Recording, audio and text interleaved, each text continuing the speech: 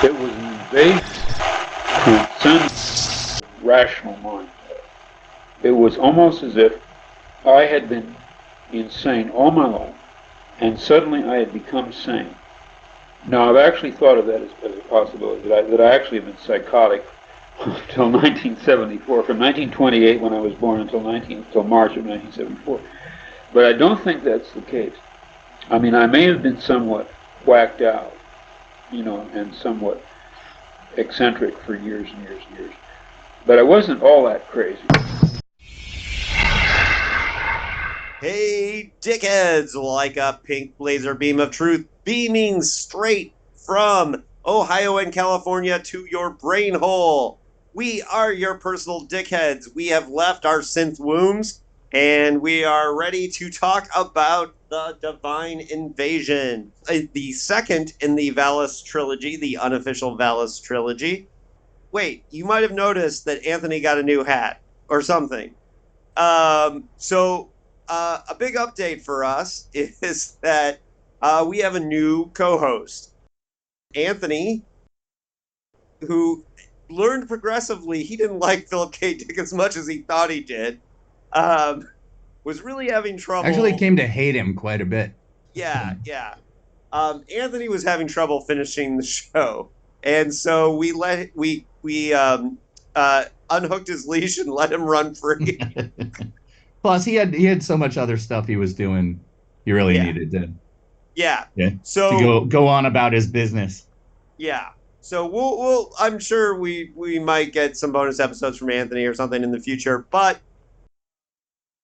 we have a new co-host, and he's been on the show before. So you may know Professor David Harlan Wilson, author, professor, scholar, and that means that there are two Davids now on the show writing PKD books.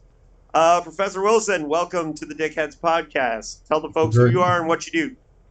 What do I do? Geez. I write, I read. I live in Ohio. Ohio! I don't know. How much depth do you want? I think, well, how about this? The last time I was on the show, we discussed the teleported man, correct? Which was, no, the last time you were on the show, we talked about Alfred Bester. Oh, no, that's right. It was Dick and Jason. Alfred Bester, that's right. And then prior to that, it was the teleported man, a.k.a. what was the title? Lyzink. So one of the other things that we can kind of sort of briefly announce. Oh, and I'm Langhorne J. Tweed, by the way. Yes, and I'm David Agradoff. Larry and I have been around the whole time. We hope you know us. I have a book coming out this summer called The Last Night to Kill Nazis. It's last day of World War II, vampire killing lots of Nazis. Super fun. And I should note... Not often said in one sentence. And keep posted because there's a book tour in Southern California. If you're in our region, coming up with two former guests, Cody Goodfellow and John Shirley. In Southern California, we're going to be doing a book release party on September 14th for Last Night to Kill Nazis at Mysterious Galaxy Books. And you can watch that one online because that will be a virtual event. So those of you who are not in Southern California will be able to see all of it go down. And that we'll also have an event at Artifact Books in Encinitas and Dark Delicacies in Los Angeles. So awesome. And the other thing that I should announce is that we have a bonus episode that will go with this episode, and that's an interview with Aharon Varady, who is a Jewish scholar and a PKD fan. And he and I spent 45 minutes going deep on Kabbalah and Judaism and its relation to Divine Invasion, because what I figured is no one in this circle was going to be as deep into Judaism as this book actually calls for. So that interview gets really deep into philosophical Judaism and all that. So you can find that in the bonus episode feed for PKD heads or dickheads. It'll be on the SoundCloud for sure. So PKD news. And the biggest piece of PKD news is that Amazon is currently developing a series version of Clans of the Alphane Moon, according to Variety. And this is Electric Shepherd Productions. This is, of course, Issa. Phil's daughter is the one behind this, and the producing partner that she has and likely star is John Leguizamo. Here's the thing. I mean, I love John Leguizamo, but yeah, well, the star of this, that's going to be odd.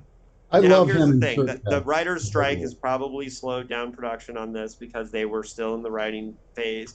So it probably is not moving forward at this point. But when the writer's strike ends, the idea is that they'd be doing this. But here's the thing. This is how it was described in Variety. Clans of the Alphane Moon is described as a subversive, genre-bending sci-fi comedy about desperately trying to escape and ultimately having to embrace our flaws, told through the prism of a Latinx family en route to a new faraway moon.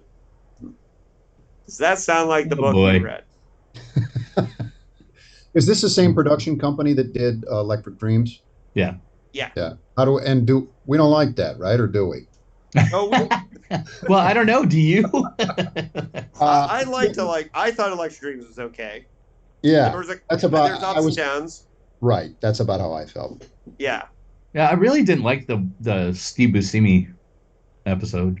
Oh yeah, I forgot about that. I mean, honestly, I found it ultimately pretty forgettable. Yeah, but I really liked Human Is was one that I liked. Yeah, Human Is was good. And so it depends on the episode with Electric Dreams. But the thing about this announcement is that it seems like, they're obviously trying to update it by having like non-white family, right? Which is fine. Yeah. How much they're going to get into the different clans of if they're going to do. Well, it is called the Clans of the Alphane Moon. Right. Now, are the clans going to be based on their psychological disorders? Can you do that in a modern world and update it? I don't know. So, we did. I know they're not going to have hemophiliacs or whatever they were called. Right. Now we should note that Clans of the Alphane Moon is one of Anthony's favorites. Yeah, it's one of my favorites too. I mean, it might be top 10. Yeah, and this was a rare case where I was the negative one on Clans. I wasn't a big fan of Clans, and part of my thing was that I thought it focused on the wrong characters. And I thought you were stupid for thinking that. Yeah, and you thought I was stupid for thinking that. Exactly. Now, however, the idea of doing a TV show, I'm all for more PKD in the media. It's definitely helpful. With Man the High Castle off, we haven't had a movie in a while. Now, there is also a Blade Runner TV show in production, but of course, the more Blade Runner goes into the future and gets further away from Dick, it doesn't really help, right?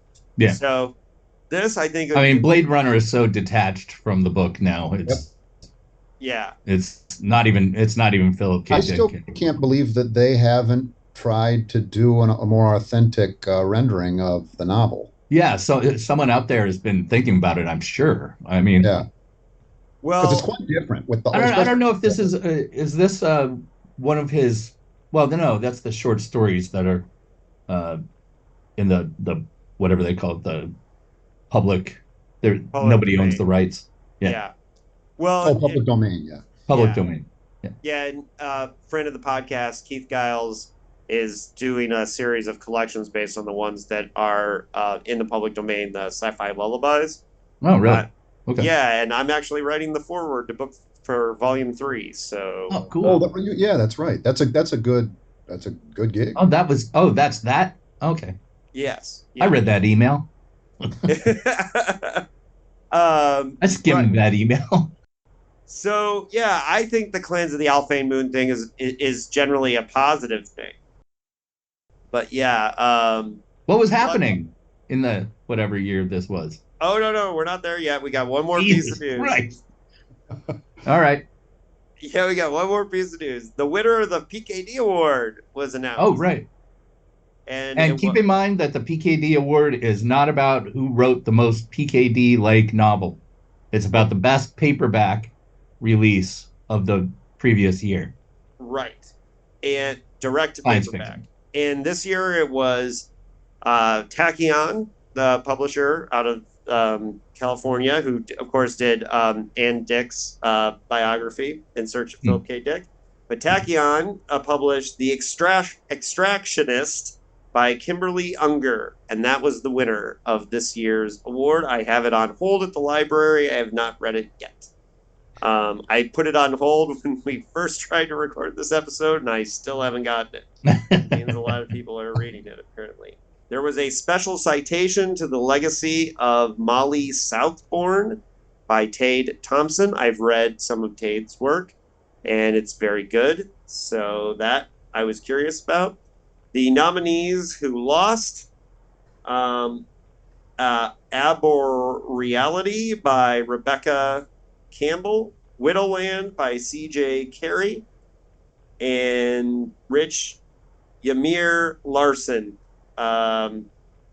Ymir by Rich Larson. The book is Ymir. And January 15th by Rachel Swirsky. And I've heard of none of those nominees. I got to be honest with you. And I'm sorry. Oh, now you have. All right, that's all the PKD news. That's all of it. Larry. What? That's all the news, dude. I don't know what year it was. What year it was? Oh, 1981. 81. David, what happened in 1981? Like, I don't know. Yeah. We're getting to the point where we can remember these things, right? I remember where I was in 81. So how about that? Where were you in 81? I was right here in San Diego, California. Beautiful San Diego, California. Yeah, I was in the first grade in 5 miles that way. Yeah, I was in the first grade in Bloomington, Indiana. David, where were you? I was in Grand Rapids, Michigan, I think in the 3rd grade. I was 10, whatever grade you're in. Right. I was 9, so. All right. So I was definitely here. So you guys remember what was happening in the world, but some of our listeners are probably not old enough to remember, so they still need this. I love the 80s. So what happened in 1981? The major news stories: the AIDS virus was identified, the Iran hostage crisis ended, the Yorkshire Ripper was caught, the Post-it note was invented. I use a lot of those. These are from the desk of Robert Agernoff. These were my dad's. I inherited these Post-it notes. Inherited, same thing. Yeah, there were big riots in the UK. Anwar Sadat was assassinated, and the first flight of the Space Shuttle Columbia happened in 1981. Now, which I think is interesting because when you I remember the last flight. Yeah. Well, you think of like how far like science and things were going.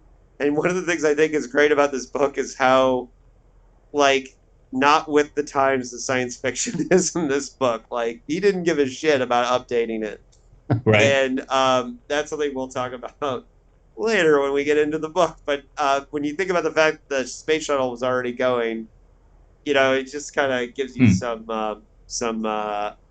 perspective. Some function where we were. So, okay. We, of course, always start with the writing and publication history. So this was written in March of 1980.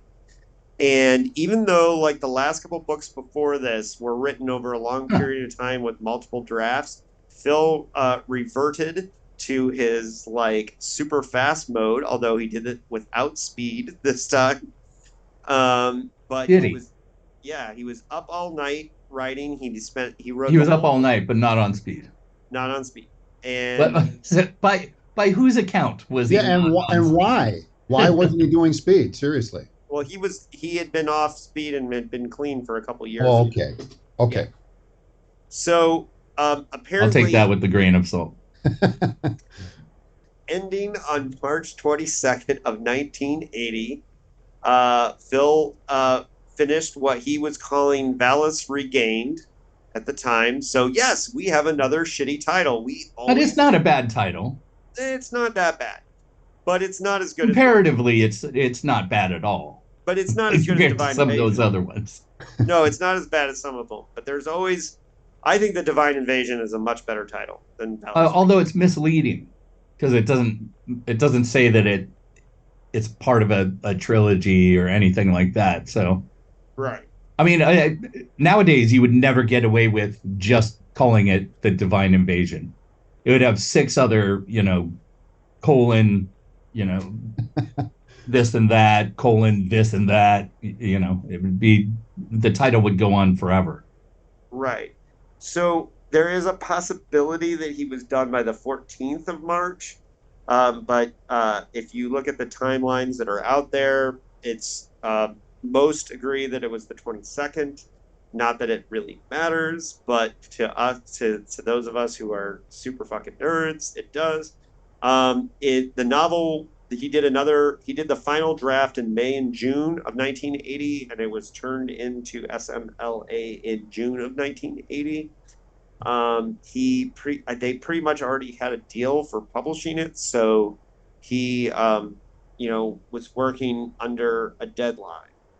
There's a lot of really important things about now. It might be surprising to some people that a book that's this science fictional would be so autobiographical, but there's a lot of events in his life that go into the writing history of this book, and this is the shit that would have put Anthony to sleep. So, I will still try to get. I'm not that far behind him. I know. Trust me. His living situation after 1976, he had a suicide attempt that was basically chapter 4 of Valis. Okay, and he had a 14-day stay in the hospital. Right. And Tessa and his son Christopher came to visit, and also Tim Powers and Doris, his neighbor who lived next to him in Orange County. Okay. Now, Doris is obviously the inspiration for the neighbor. For Rebus? Is that how you say it, Rebus? I don't know. That's how I've said with me it. having read it so a couple months ago. Yeah, that's her. That's it. Yeah. Right. So the thing is that there were 2 women that were really important to Phil's life in this period. It's Doris, and he had a brief romance with a fan named Joan who lived up a little further upstate. And he didn't marry her? Well, he didn't. No, he did not marry her. He asked both Doris and Joan to marry him, of course. Dude had a problem. He did have a problem. Well, and the first thing that we have to marry now. When Doris came to visit him in the hospital after his suicide attempt, the first thing he said was, "Well, now will you move in with me?" Which is not the best time to ask someone to move in with you. But that is not a healthy mind right there. But Doris was the one that told him to get off his butt and fix his life. She was the one that was most harsh with him when a lot of other people were kind of being very careful with Phil. Doris was the one and so Doris's situation, she and Phil became very good friends, and he wanted her to move in, and the compromise that they came up with was that she took the apartment next to him in Santa Ana, and so they were neighbors, and they ate dinner together most nights. They would hang out, and she basically said Phil had 2 switches. I'm not writing, and I want your attention entirely, and I'm writing now, and I want no one's attention.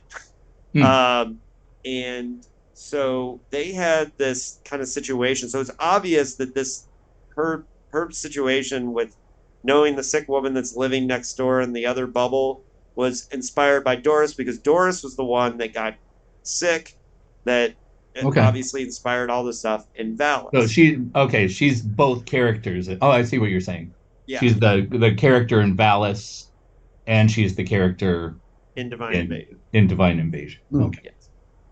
And Doris's situation was that she was a religious studies, like she was studying religion I'm not sure she wasn't a nun, so I don't understand because I'm not a super religious person, but she was a religious studies person, and her job was she was a student studying religion. So when Right. everyone asks where did Phil get all these weird esoteric books on religion, it's probably Doris. She was the one that was probably bringing these home. One of the books that was hugely influential on the Judaism in the Divine Invasion is there was a Jewish philosopher, and I checked this book out from the library, but I returned it, and it was God in Search of Man, or yeah, God in Search of Man, or something like that. Anyways, these are the types of books that Doris. Is this was that by the one by Mayim Bialik's great uncle? I don't know that, but there's more Which details is about a real person that's in this book. Right. Well, all the details are in my interview with Aaron if you want more details on that stuff. Because I was knee deep in it. Yeah, go watch that. Go watch that. Go watch that, come back if Come you back. really want to know.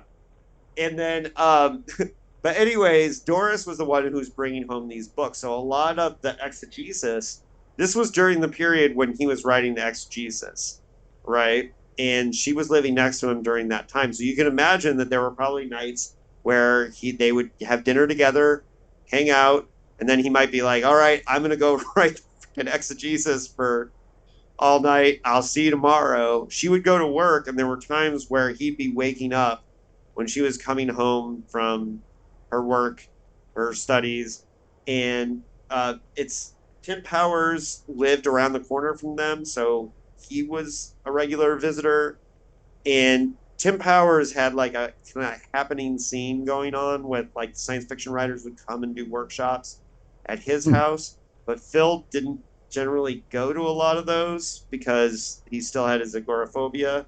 And it's said that there was the original Trader Joe's was around the corner. It was 24 hours at the time, and that the only people that saw Phil out in the public regularly in the neighborhood were the people who worked overnight at Ralph's and Trader Joe's.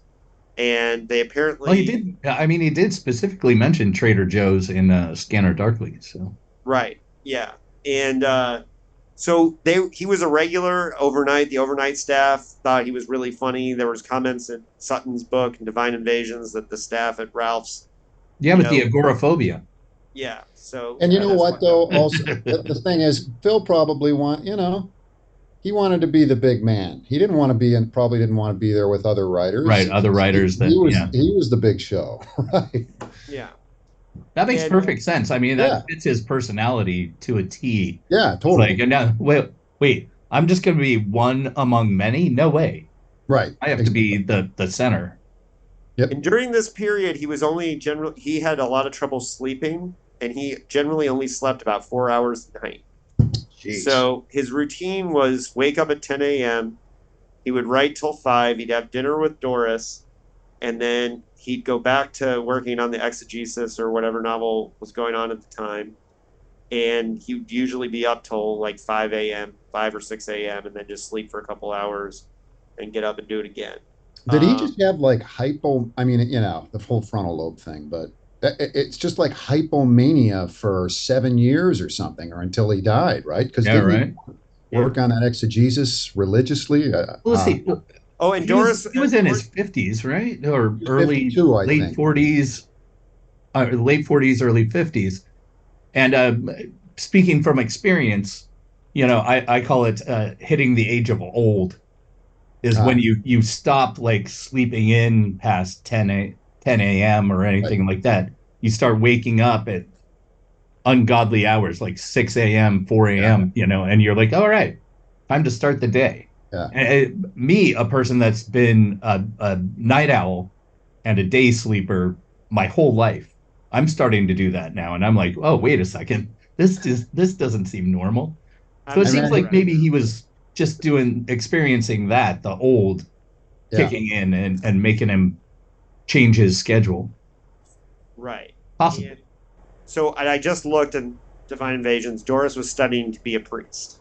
So that's what she was studying to be. And so no mystery there.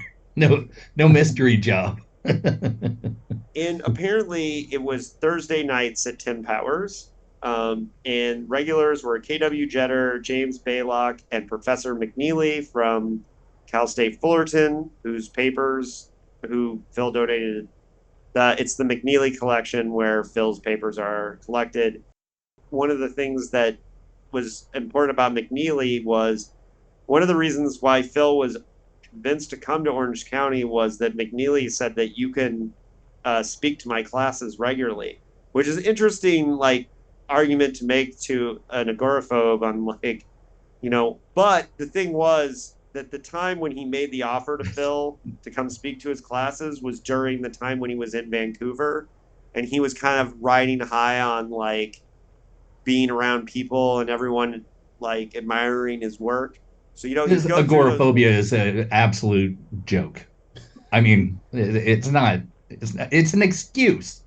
Come on, he clearly used it as an excuse to get out of shit. He went through phases where he was trying to break out of it, but then you mean he had different moods like anybody else? I mean, that's ridiculous to say that he had moods. Any kind of, like, substantial clinical, diagnoses that made him different than anybody else who's like, oh, I don't want to go out tonight, I have agoraphobia. Yeah. Well, I don't know. It got pretty serious at times. But that science fiction group, Tim Powers, I think, one of the things that was interesting about that is during this time too, like, when he was up all night, one of his regular things was that he talked to KW Jeter, the writer, cyberpunk writer. He talked to him on the phone a lot because Jeter had an overnight job at a juvie hall where he was like, nice. Yeah, and he spent a lot of hours on the phone with Phil overnight because Phil had no one else to call in the middle of the night.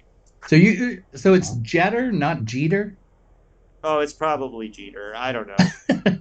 Yeah, I thought it was Jeter. Yeah, Derek Jeter, we know. Yeah, that's true. KW Jeter. Anyways. But we should mention that he's also a character in the first book, right? In Valis, yes. Yeah. Yeah. And we have he's the non-believer. Yeah. And David will be reading a few quotes from KW Jeter coming up because he was important to this period because he was talking to Phil on a nightly basis when he was working in the juvie hall.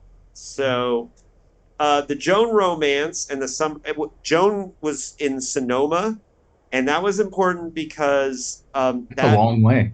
Yeah, that forced him out of Orange County. He talked about moving there for a bit, and it was Joan who, I believe, traveled with him to France in '77 to the conference. Oh, okay.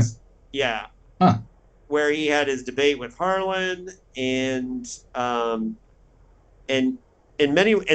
Joan was really the last romantic relationship that Phil had was her. And also when she basically, and she was, a few years younger, not quite as young as Tessa was at the time. And so, it was a weird situation because she was a big Philip K. Dick super fan. And so the dynamic was a little weird. And then she just, he tried to get her to move to Orange County. She wouldn't.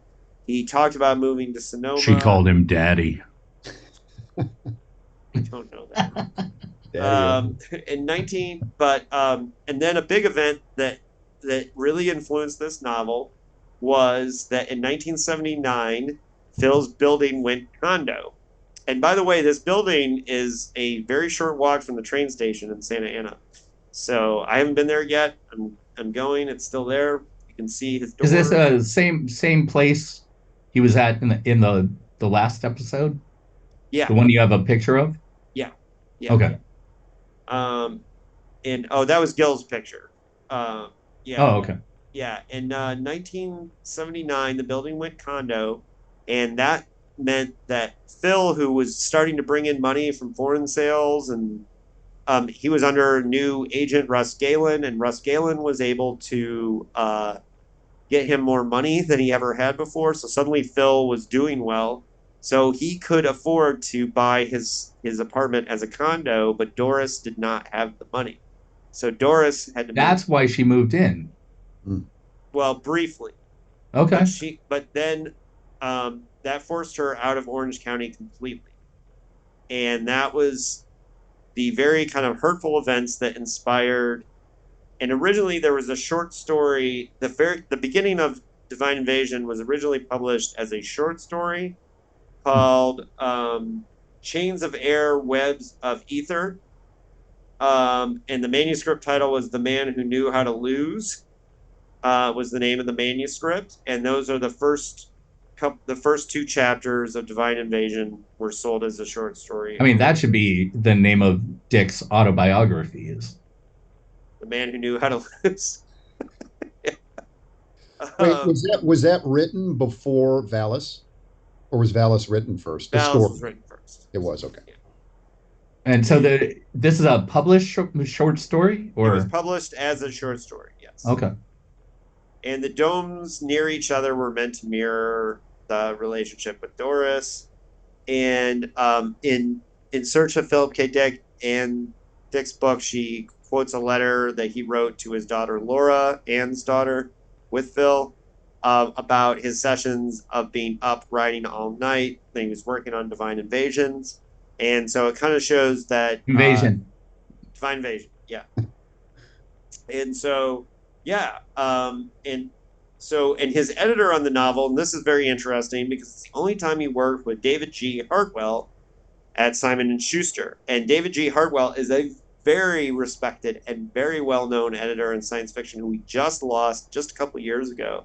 Yep. And he was, in fact, he was F. Paul Wilson's editor on all the Repairman Jack books, which is one of the reasons why when Hartwell died, the Repairman Jack books suddenly didn't have a home at Tor anymore, because Hartwell was his editor for years at Tor and a believer in those books. But Hartwell is about as respected as it gets in science fiction. He's one of the most kind of famous and well-known, and it was a big deal that Hartwell was doing this book. I mean, it was early in his career, but he was already very respected, so it was a big deal that he was editing this.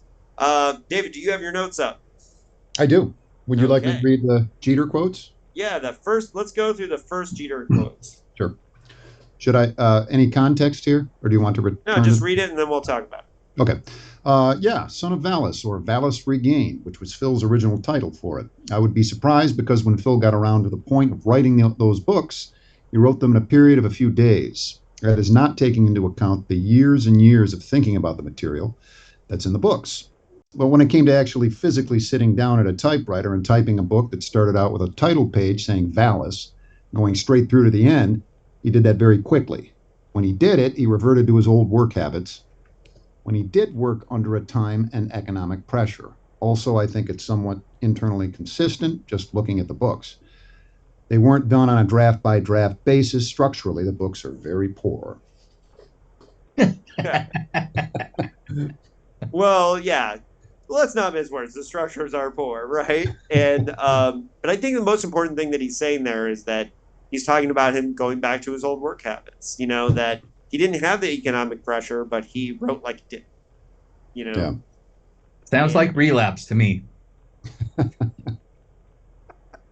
The thing is, though, if he was clean, seriously, did he drink, or was he totally clean those supposedly those final years? If he had been drugging his whole life, you're always going to have massive waves of anxiety, that you have to contend with. Yeah. So it depends on how he was clean as well. Exactly. Was he a program person? Was he a do it on his own person? Right. There's so many different ways he could have been clean that clean can mean something totally different. You know what I mean? California clean, right? Yeah, right. Yeah. Well, and that I think the most insight into that we got was the afterword in Scanner Darkly. I think he was. So anybody that's in drug culture, all of us had that same like list that we could put up. It doesn't mean that everybody stopped. Yeah. It just means that you like take that into account. That's how you survive. That's how you make it through and don't end up one of those names. Yeah. Well, right, but I think my personal feeling is that if he was still straight and if he stayed sober, that it was mostly fear. I think he had a lot of fear of losing his mind, and I think the afterword of Scanner Darkly paints a picture of that. And I know, David, you're not the biggest fan of the Divine Madness of Philip K. Dick, but that book, I'm rereading it. I'm coming back to it. You're more to it, yeah. But I think he makes a pretty, strong argument that he had a little bit of psychosis from the amount of amphetamines that he did over the years, and I think that some of the things that kept him clean was just straight paranoia of losing his mind. That was my feeling on it. But that I wasn't there. I don't know. Well, I mean, he wouldn't know it at the time, but we're learning more and more that the drugs bring out psychoses that are already present, and not that they create psychoses. So and I'm sure it's embedded probably, inside of him. Yeah, it was already there. He had that anxiety when he was a kid and stuff. So Jeter takes a little dig here that we kind of glossed over, which is that he called it Son of Valis, which is kind of funny. And we know that Jeter did not like the depiction of himself in Valis because it made it look like he was more of a believer in what Phil was telling him than he felt he was. Even though he's the only one that's like the non-believer. Right. But or at least starts that way. Yeah. And it's funny because I think Jeter also in other interviews has said that like he liked talking to Phil about those religious things, even if he didn't agree or believe in it, right? So, yeah. All right. KW Jeter quote 2. They ramble and they go from one thing to another, and it's just one idea after another popping into Phil's head. That doesn't say anything about the quality of the ideas, but just in terms of a structure, this may be something that I think about the books that nobody else thinks about the books, because I tend to be a structuralist in my approach to writing. To me, I think it's internally consistent to look at the books as just being a straight-through, unrevised draft of ideas Phil has been working on in another form for a long time. In terms of the actual dramatic content of the book, characters and so forth, I can't believe that those last couple of books were done draft by draft. Well, he's specifically talking about Divine Invasion, or I think about Valis books in general. Okay, it's just his entire oeuvre. Yeah, and it's funny because now that I've read the formula and studied the formula so much, I don't see them as structureless as I used to. He definitely starts off with a structure. The thing is I think he abandons that structure. Exactly. I mean, every time. It's like the tape at the end, like the tape comes to the end and it breaks off and keeps slap. I mean, and for someone like you who is very much structure based, it seems weird that you like this, you like Dick so much. You know what I mean? Well, I've thought that before, Larry. I have thought that exact thing about Dave before. Yeah. I know. Well, and that's the experiment that I want to do with trying to use that KD style, use to that see structure. if I can do it. I of course outlined it. But even the Divine Invasion, I was thinking this reading it. It starts out, there's some plot, characters, and we're building, and then it's just Phil. He just has the characters meditatively do a tete-a-tete for 150 pages. Yeah, right. We'll get into that here soon a little bit. Yeah, we will. Yeah, KW. Third one? Quote number 3. Okay. Especially after reading The Divine Invasion, I was sick of the whole subject matter. I thought, well, if Phil wants to believe these things, if it makes him happy to believe these things, then okay, it's fine. Maybe that's what religion is for. Opiate of the masses, and here's somebody who cooked up his own individual opiate. Yeah. Right. I like that. Yeah. I like the way this guy thinks. That's for sure. Yeah, and nobody was. I mean, he was talking to him so much during this period that it's like, it's that I thought these quotes were super valuable. Yeah. On Divine Invasion, and I believe most of these quotes are all in Pink Beam, which is shout out to friend of the podcast, Lord Running Clam, and his Pink Beam companion. Yes.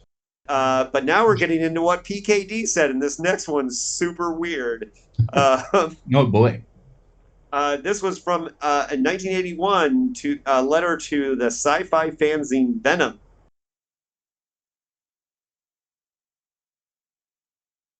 That curious wasp, Charles Platt, says that you will print book reviews in which the author pans his own work. Can I do that, please? I have no motive except, well, I'd like to see if I can do it. So enclosed you will find my attack on the Divine Invasion, my most recent novel. If, as Platt says, you are secretly financed by David Hartwell, this may prove embarrassing since Hartwell published this novel. Anyhow, as a challenge, it fascinates me. Yeah, so What? yeah, he was going to attack his own book, and Venom replied, Chip Dip Cake Kills review of the Divine Invasion will be in Venom number 3. Meanwhile, here is a copy of Venom number 2 for your amusement. By the way, we agree that the review is one of the funniest we've ever read. Best Venom. Yeah, and then Paul Williams noted that Venom 3 never came out.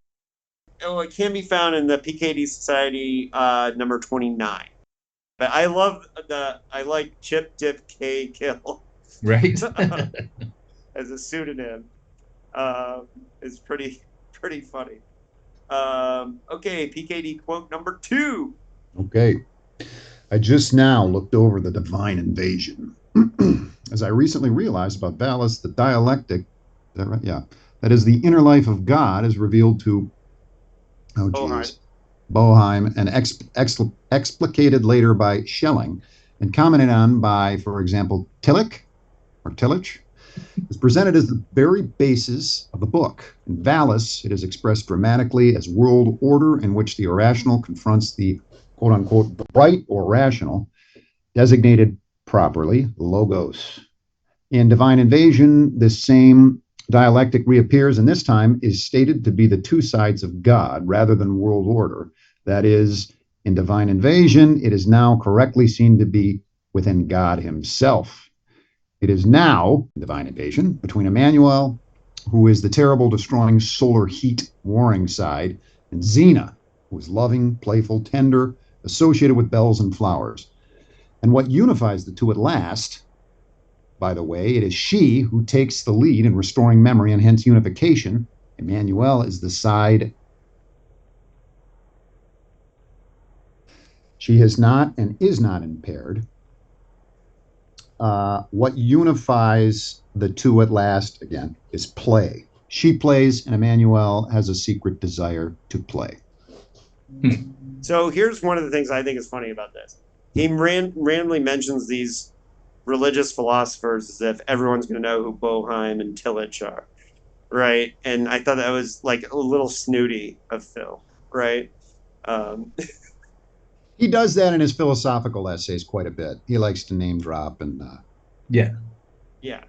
And so, but there's some interesting stuff in here where he's talking about like what his intentions are and what the manual is supposed to be and all that.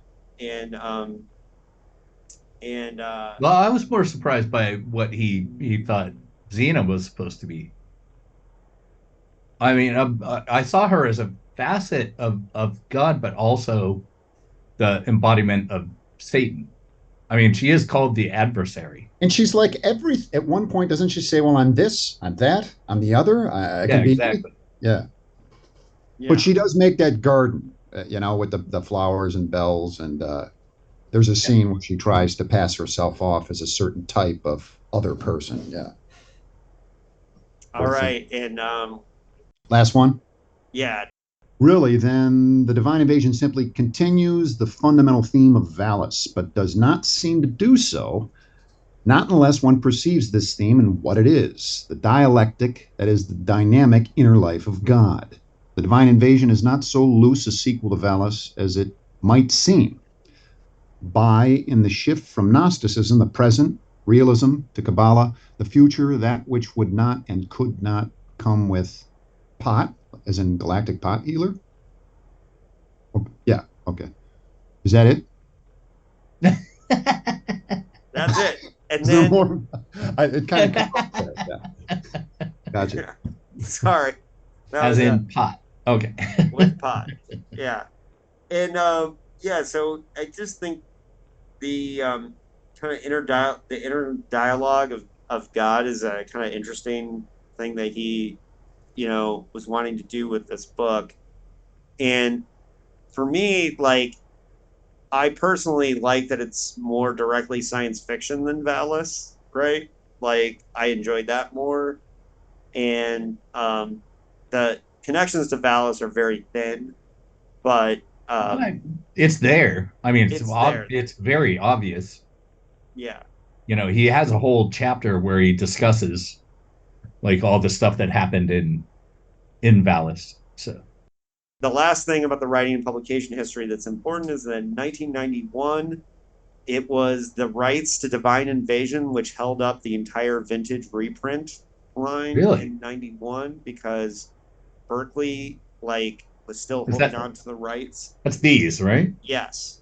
Oh And yeah. it was Yeah, that's one. Russ Galen had to put a lot of work and energy into getting the rights back to the Divine Invasion in order to be able to do a complete line with vintage. And which now is By the way, it's it's the vintage series that like made me a Dick fan. Me too. Right. Me too. Totally. Yeah, and a lot of people of our age are probably in the same boat. Like we saw those books and we were like, "Oh, Phil K. Dick, I remember Blade Runner. I'm gonna read these." right. And so the importance of Divine Invasion being like such a hard sell, Vintage wanted to do the Valis books early, so the Valis trilogy was published first before the entire rest of the Vintage line. So the Divine Invasion, which you'll notice because you just held up the cover, it has I think, one of the better Vintage covers. Here's the color. I like all of their, yeah. Yeah. Yeah. I'm a big fan of all their covers. Yeah, and so I think they put more energy into those first couple ones when they were like kind of trying to launch it.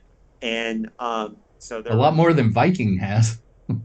Mariner, yeah. Mariner, that's the one. The Mariner editions are terrible. They got How does it work with the stuff that John Lethem is involved with? Is that Penguin where he does those? No, it's not Penguin. It's Mariner, right?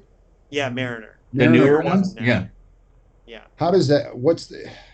But they had to sell. Galen sold the rights to the entire collection. Oh, okay. I see. And for example, like the reason why Ganymede Takeover isn't in the collection is Ray Nelson's family didn't play ball with the selling of the rights of Ganymede Takeover, so it's not. Oh. There's not a Mariner edition, whereas Deus Irae is in the Mariner collection, for example. So does Mariner currently have the rights? The rights, yeah.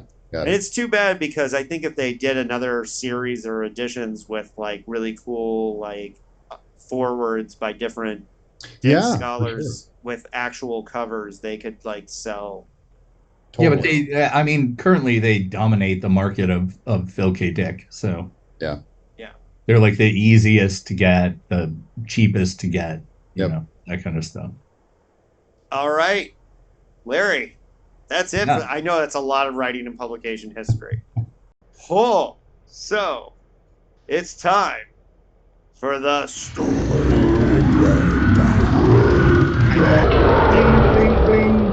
Bling, bling, bling, bling, bling.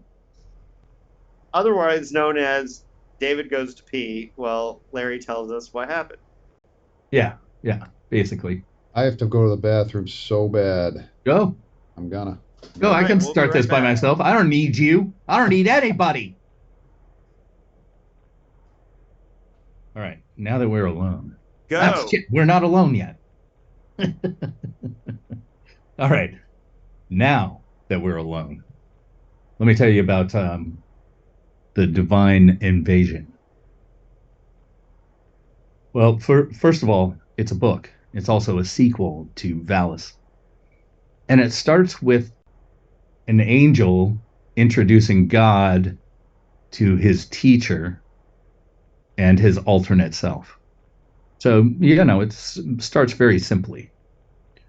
But then we go to space, where this lunatic is infatuated and spends the entire book pining for this just ordinary, not spectacular, but ordinary woman he has put on a pedestal because he lives in a dome on a desolate planet by himself and has nothing else to do other than this job that means nothing to no one. He's basically as Douglas Adams would put it, a telephone cleaner. But he has a neighbor, this woman, Rebus. Doris-ish. Doris-ish.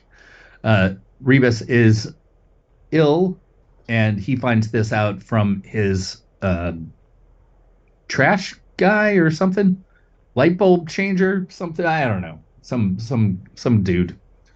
And there's aliens, but they don't matter really. They don't factor in much. So this dude is like, oh man, I should go visit that girl, but then I would not be here by myself and with my lady love who doesn't even know I exist and might not exist herself. But whatever. I'm dead, so who cares? And so he ends up going to Rebus's house and she's a total mess. And then the angel Gabriel shows up in the form of this guy Elias Tate, and he's like, hey, guess what? God made you sick, and God made you have a vision so you would come over here and take care of her, and then we could leave, go back to Earth, and then stuff will happen, and God will be fine because you're carrying God in your gut. So they go back to Earth. Stuff happens. He dies. She dies. The kid lives. Elias lives. And so they go to school. We're back at the beginning of the book. And then God, who's named Emmanuel now, doesn't know who he is and meets this little girl, same age as him, basically, a little older. Her name is Xena. And they become friends. And she's like, I know who you are. And he's like, well, I don't know who I am. And she sort of helps him, guides him towards knowing who he is throughout the book. Meanwhile, our dead dude comes back to life, and he's like, oh, fuck, I don't know what to do. I've been, like, dead for, like, 10 years or some shit. And so I guess I'll go find my kid. That's not my kid. But that angel dude seemed to know what was going on, so I got nowhere else to be. Hey, fuck it. I'm going to go there. So he goes there, and he's like, oh, hey, oh, the kid doesn't like me, but the kid loves me for some reason. And so that means God hates me and loves me? I don't know. And he's like, well, this sucks. I don't like being here. I'm going to go find the Waffle House waitress and live happily ever after. And then there's some like reality changing thing when God and Xena go to her realm, which is a better Earth, where she's an adult, he's still a kid. I think he's still a kid. He's still a kid, right? I think so, yeah. Yeah. Well, it's also interesting that you mentioned that Doris goes from, in real life, studying to be a priest to basically a Waffle House waitress. It's kind of also... Well, I mean, that's what happens. She's described as I have it written down here. She does look a little like a pizza waitress. That's no, page right. 184. Yeah, I know. It's just weird. What does that mean? I mean, I took it as well. There's other stuff like she has zits and like acne, and she's like dumpy, kind of dumpy. He's like, just she's described as not very like superstar ish, Yeah. and he's still into it. So So he's like, I don't care. I'm all about your something. And this is our supposed hero. Is I haven't said his name yet. Herb Asher is our hero, I guess, kind of. Don't do heroes in Philip K. Dick. You know. Yeah, right. He's our Philip K. Dick vessel in this one. Protagonist. He's our sad sack in yeah, this one. that's exactly. I was thinking of a word like he's depressed, his head is bent, so forth. Yeah. That first chapter, subhuman. He says it in the formula. Yeah, we call it the sad sack. That's it. Anyway, so he's trying to get with this Waffle House waitress who's wants to be a superstar in the future. Supposedly, she is a superstar, but that hasn't happened yet in this universe. And Elias is a black dude that he owns a business with, and so, Jesus, this is so convoluted. But basically, what happens? Try it. You really try it. What happens is that God goes to a park with Xena, finds out who he truly is, who she truly is. They are one and the same, but she is also the adversary, because the adversary is obviously yourself. They basically become one.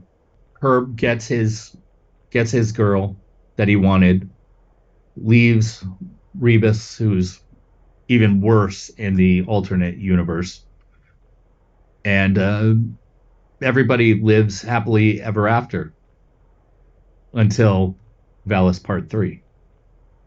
That's it. I'm done with this. I can't take any more. That's the story. This is a tough one. I mean, In the end, there, is it Xena and so Xena and Emmanuel. But pronunciations though, Belial. How do you say that? Oh, Belial. In the form. Oh, right. I totally forgot the goat part. Oh. Which is fun and awesome. I'm telling you, if I didn't read it this morning, I totally forgot it. And there's this great image in the end because the goat gets killed and in order to make for the technically, I guess, a happy ending. Yeah, right. But he describes him as a kind of crashed technological kite on the top of a building at the end that they go up to witness the rampart is wreckage. It's kind of cool that. Yeah, that's how it ends then. Yeah. I like that part. Yeah. Right. I mean, I like the goat. I mean, the goat leads to the goat is our next villain. He does a great job. Dick does a great job at leading us to the next novel. But let me set up the themes that we're going to talk about in our discussion, and then we can just and then we'll ignore them and talk about other shit. So the overlying themes I have is old-fashioned science fiction and world building, the formula, Valis and exegesis connections, Judaism, and autobiographical, and then just funny. Funny. Oh man, David. You are so ingrained in Dick's life, you cannot see a book as a book. Well, you've lost the ability to see a Dick book as just a book. Yeah, this is definitely autobiographical, so if you don't think it doesn't matter. It does not matter if it's autobiographical. This is precisely the thing I'm going to be writing about. I might do a chapter on David Agron. Autobiographical, right? I don't know. What are you going to write about? So the book I'm working on essentially, I won't say too much, but it has to do with looking at the biographies, critical and creative biographies, a chapter devoted to each, and then a third chapter on the exegesis, because of course Philip K. Dick's entire oeuvre, it really, because it's so autobiographical, as fiction, but still, technically autobiographical fiction, invites biography more than other authors in some cases. Everybody to some degree writes themselves into their books, but as we all know, Dick really did that.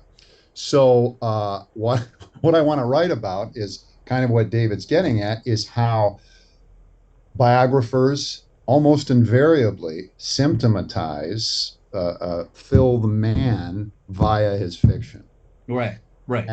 Which is both problematic and agential in various ways. That's it. Yeah, it does work in yeah, totally, in some fashion. Sure, and it doesn't mean it's not a critique of the biographies. It's actually I think the biographies as a whole are really good.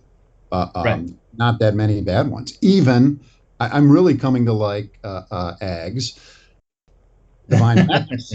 Divine Madness. Who wrote it again? Because I wrote a bad review for the Los Angeles Review of Books of that. That was too harsh. Okay. So I'm gonna give him a pat on the ass when I. No, fuck that. I like harsh. I know. I mean, I'm a big fan of harsh. You just got won over by the book. What that? You got won over by the book in the second reading. Just admit it. All right. Well, so listen, autobiographical is way down the end, and actually, we did most of that in the writing publication history, so can fuck off. That's fine. It can fuck off for now. No, I think it's something worth talking about. I mean, discussing.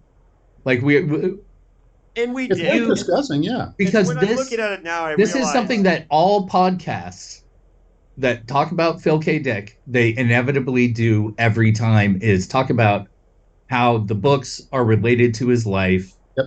And how important that is to the books. But very, very seldom does anybody talk about the books as novels. As artifacts in and of themselves. Yeah, which I think is why people tune into us, is because we have that perspective coming from writers, is talking about books as books, like the structure and the style and all those things. But also separating it from that autobiographical aspect. You can electroshock me. But no, I mean his life is like biographical criticism in general is really interesting. I love it, and biography and all of that. But there's just we're all writers. I can't name one of my favorite writers that isn't autobiographical. Right. Ken Kesey, Kerouac, I've mentioned. All those people write autobiographically. And lead you to basically reading their autobiographies or biographies of them. So, I mean, this is no different. It's science fiction, and we don't expect that in science fiction. And actually, these, like the Divine Invasion, what's the technical name for the trilogy, or the most frequently used name for the trilogy? Valis trilogy. This is a Valis trilogy. Yeah. Because of his fetishes, I guess we could call it a fetish with Gnosticism, in his, kind of real life in various ways, that really, every time I read a book, I want to read it biographically. That's the thing. And that's one of the reasons I although Aggs and another David are the ones who even came up with this idea for me in about 15 seconds. I was like, what do you guys want me to do? They're like, why don't you do this? And I'm like, all right. And then I'm totally into it. And it's all I can think about for the last month. Right. Well, yeah, go ahead. Sorry. Well, yeah, because you basically came to us and said, what do you want me to write? Yeah. And I want to be told what to do. That's what I need. Hey, I'm the same way. I love it. Yeah. Well, all right. So officially AP Bio style, begin fucking off autobiography. We can move on. We can just talk about it as a book. And one of the first things that I love and noticed about this novel is that this is science fiction again. And after reading Valis, this is hilariously out of date, weird, surreal science fiction. It might as well have been written in the 50s or 60s. There's nothing 80s science fiction about this book. He's doing absolutely zero to update the science, the settings, the The name, dialogue. and really some of the key things that I underlined and just loved in the first couple pages. First of all, the synth womb is fucking hilarious. The name of the planet being CY30-CY30P, I love. And basically the whole kind of cryolab thing that you have here, and especially one of the things and really great pieces of world building in the beginning, and probably one of my favorite things in this book altogether, is sky or fry. The idea that there's this phrase that you either go live in space, sky or fry. You either sky or fry, says the government TV commercials, because you're either going to stay here and die. And he wrote this in a post-draft world. Yeah. I mean, this isn't a time where people were drafted.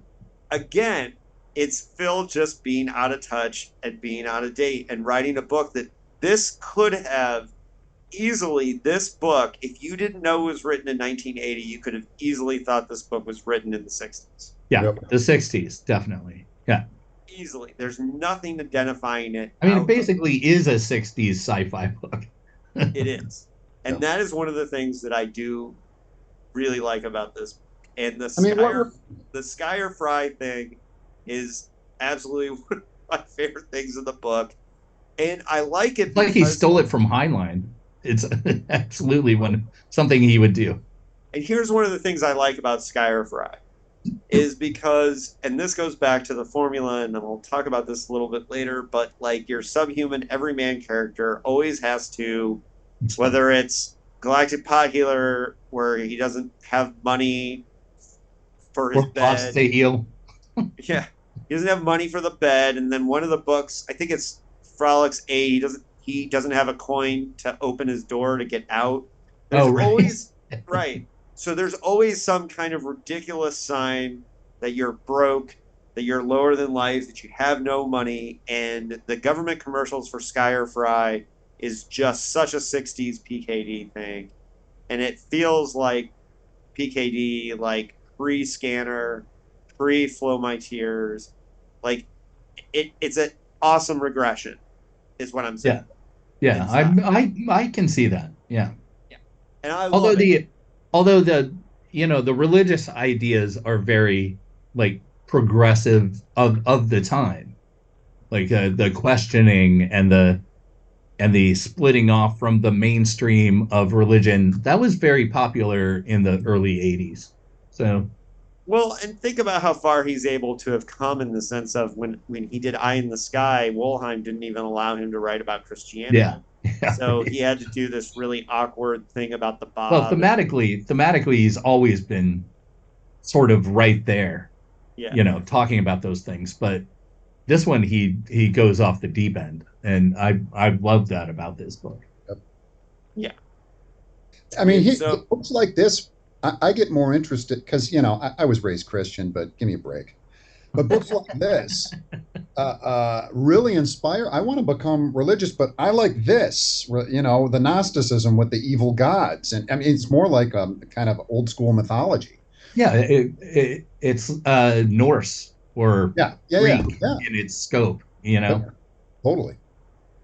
And I think that's part of what they were trying to do. The Gnostics was, draw in the multiple god, the polytheistic idea that people around the world had. What about the aliens? The rat-like autocrons or autocrons. They're not the only aliens in there, but they're like some of the more prominent ones. And Clem too. No, are those aliens? Clem, the Clem, CLEM. Yeah. And so one of the things I like about this is, and Phil has always done this, whether it's Frolic's 8 or the world Jones made, he does interesting, weird aliens that are not humanoid. And, they're robotic, right? They're like robot aliens somehow. No, I think they're rat-like, aren't they? The hold on, I've got them right here. Like the Transformers? Yeah, kind of. Autobots and Decepticons. Yeah. Anyways, well, they're interesting. But they, you know, one of the other things that one of the crutches and one of the regressions that he had in this book too is going back to like there's odd tapes. So AUD-TAPES, odd tapes, right?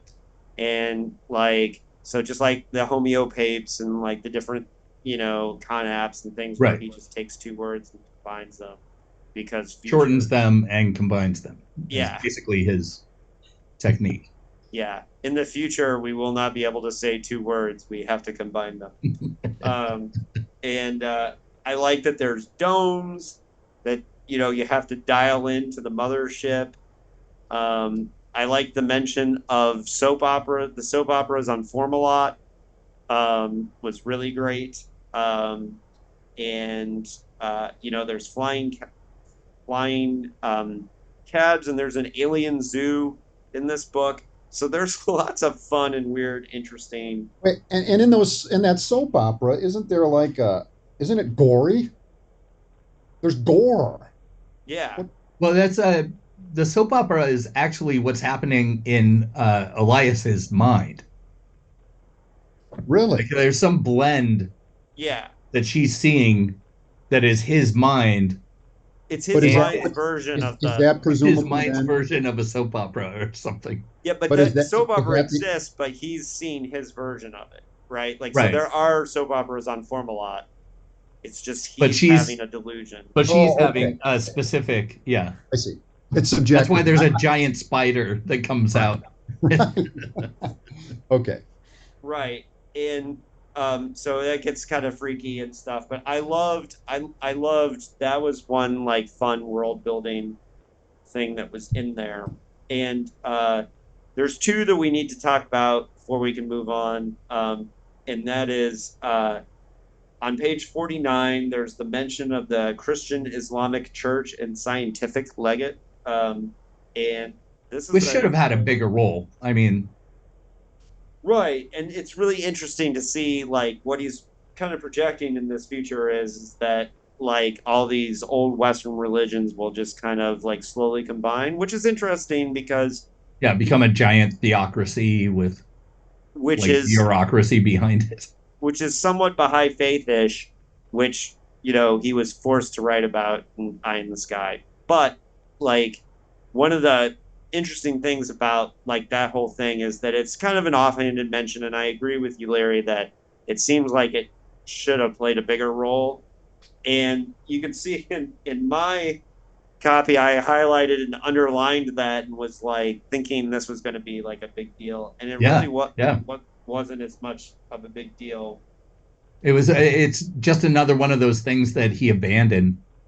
I mean, we had this great dynamic between the two leaders trying to take over and them spying on each other, and I thought that was great. But then like ultimately it comes down to, okay, it's a police state, they have a hard time getting through customs. That's it. That's the entire effect of that. Right. And the last thing on the world building, and then I'll open it up if there's any other world building you guys want to talk about. But and this is a big one, and this is one that David and Gill and I are talking about in our ongoing thread, which is that in this book there's a his name is Big D. Big D, the Big D. Right. I'll be Little D. I don't care. No, you're David. He's Big D. Gill is Gill. Yeah. Okay. Right. So the thing is, we're talking about this because Gill is working on an article about Phil predicting Chat GPT. That Salon article, right? Yeah, for Salon. And because the opening chapter of the penultimate truth is basically Chat GPT. And because it's a speech writer using predictive text and AI to write a speech.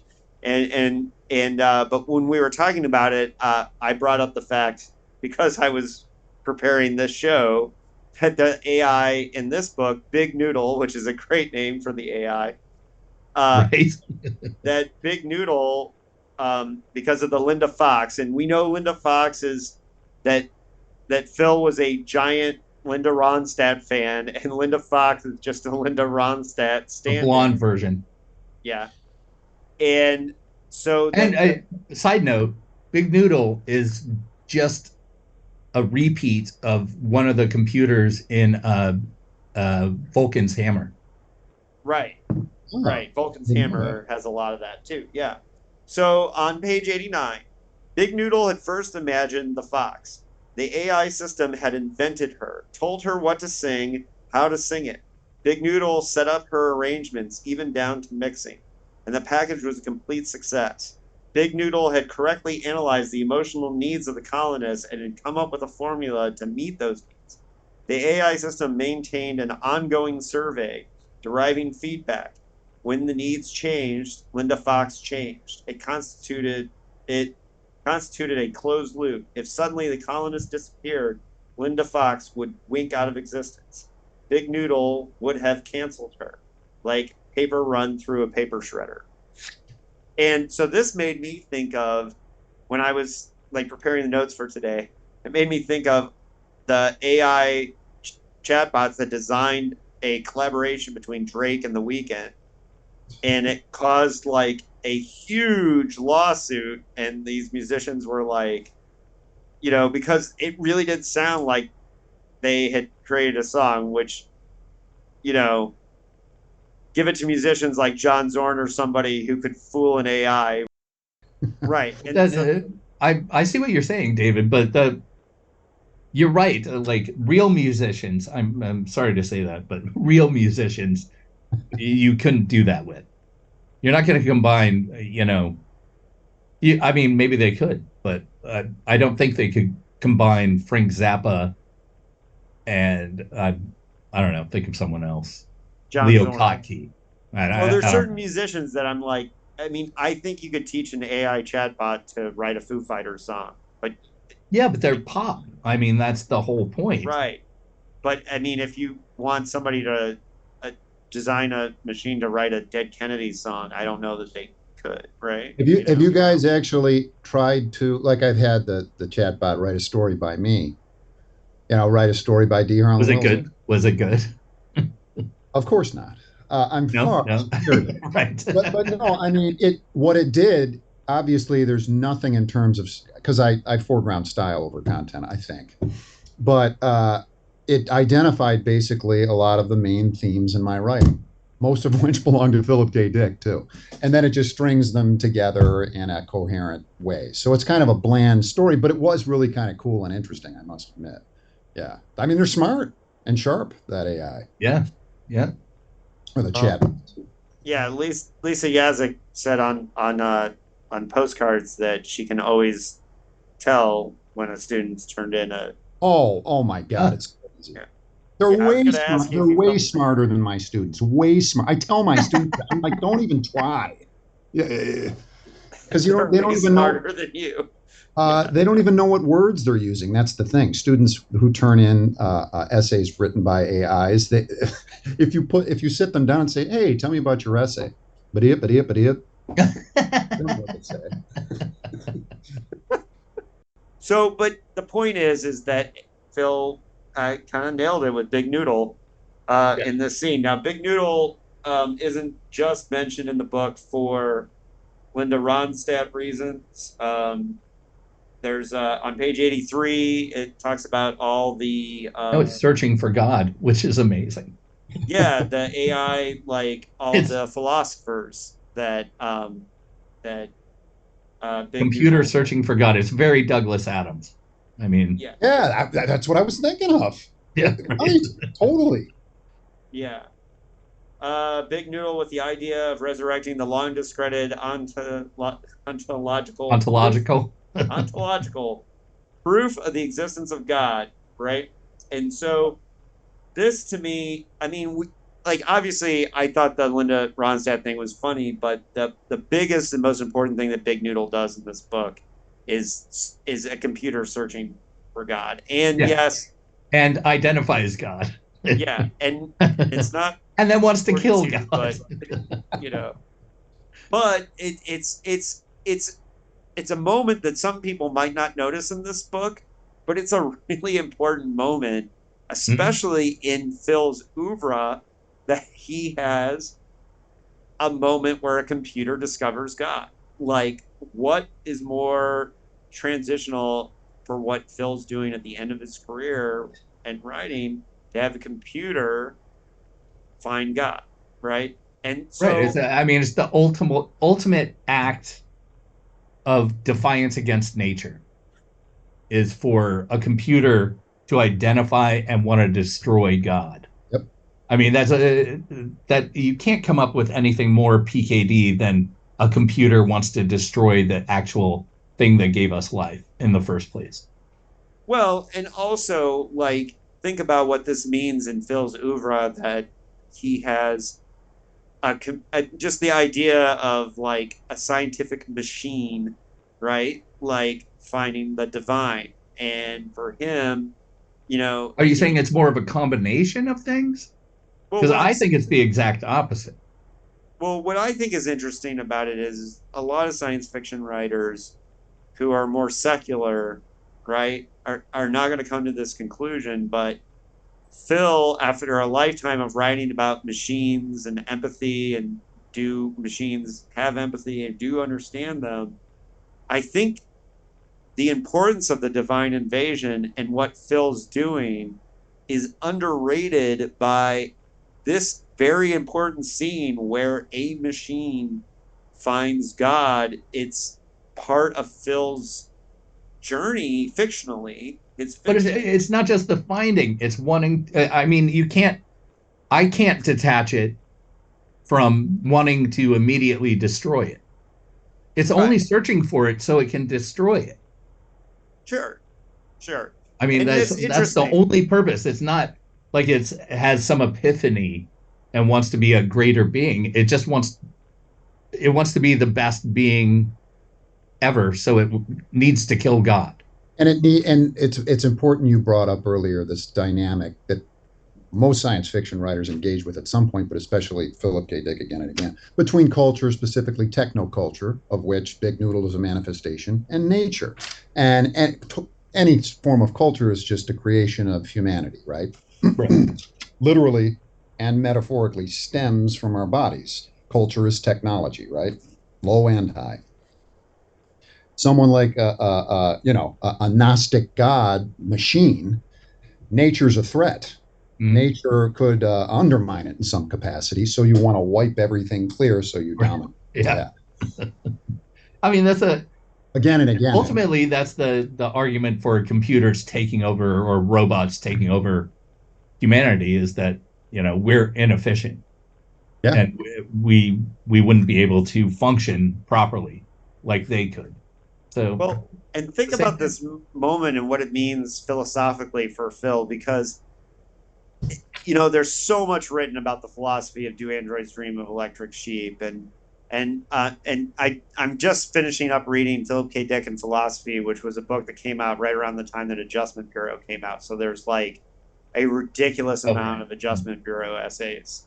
Is that one of those open press books? Yeah, hold on, I Yeah. can grab it. I have it up. I might even have it back somewhere. Yeah, and there's a couple really good essays in here. Oh, But yeah. you, Yeah. yeah, but you could tell there's a certain number of essays that are written by people who like have seen the movies and read the books that correspond with the movies, but like haven't read anything else. And then there's a couple essays in here where like dudes are going deep on solar lottery, and those are better, right?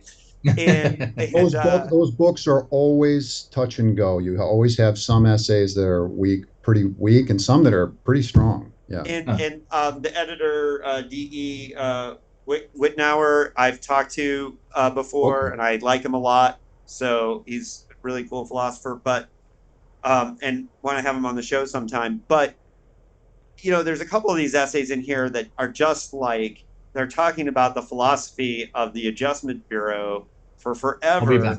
And then we have this scene that's so important to Phil's ideas with the big noodle and the killing of God and a machine finding God. That is a philosophical moment in Divine Invasion that deserves to get like a lot more thought or study. But it's just funny that we have like a million essays on the Voight-Kampff test, and here's a moment in Phil's like one of his last books, the second to last book he finished, and he's talking about a machine wanting to kill God. That's a moment, right? That's a moment we could probably spend a lot more time talking about. And what does it say? What is Phil saying by not only does the machine discover God, but wants to kill it, right? I don't know. I find that endlessly fascinating. And the thing is with Do Androids, I mean, it's you mentioned the Voight-Kampff test and how often it's been written about. I mean, all that shit's because of Blade Runner. I think Do Androids is a fine book, but it's not his best by any means. It's somewhere in the middle, I think. And if I were rating things, I don't know if I'd put that in the top. I wouldn't put it in the top 5, maybe the top 10. I don't know. Well, I'm an animal rights guy, so it means a lot. Okay. It works for me. Yeah. So. Right. Well, there is a lot of that, that's for sure, and that's what was removed from Blade Runner, all that stuff, Yeah. with the alternate world and the foregrounding the animals and empathy. Right. Well, and that's the thing is like it all depends on what you like. Like Larry and Anthony weren't huge fans of Man in the High Castle, and I fucking love Man in the High Castle, and I think it's easily one of his best. But like Anthony was bored out of his mind reading it, and just couldn't get into the themes. But that is what it is. But yeah. So anything else on world building? I think world building is other than there wasn't too much of it. Like we sort of got a sense. We got a sense of the planet that they were on. We didn't really get a sense of Earth, the real Earth that we're supposed to be on, other than the airport and the school. Like there's not much else to it than that. But the alternate world, we got like tons of details on.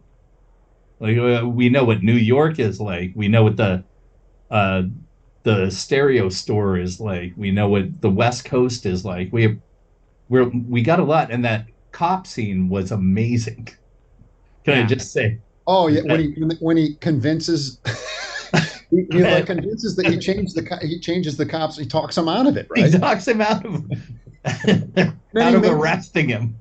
Oh, and he makes the cop like thank him or something. Yeah. Yeah. At the end, the cop's like, "I'm out of this." Like, you do what you want. You mentioned how there's a lot of jumping around and not only is that spatially, but it's temporally too, right? It starts out. Don't we jump to backwards in time, or is it forwards? We jump back. We jump back when we go into the death chamber, whatever it's cryo. Right. Okay, that's the jump backwards. Yeah. Got it. But then, aren't there a few of those leaps that we make? But there's not a lot of signage for those leaps. He just kind of dives in there. Yeah. Well, one of the things that I've kind of noticed now that I'm looking back on all of it is that Phil always has grand ideas for world building in the first 2 chapters, and then he gets lazy with it. And that goes back to what Jeter was saying about how it becomes structure or formless. And so like one of the things when I've been joking about writing, APKD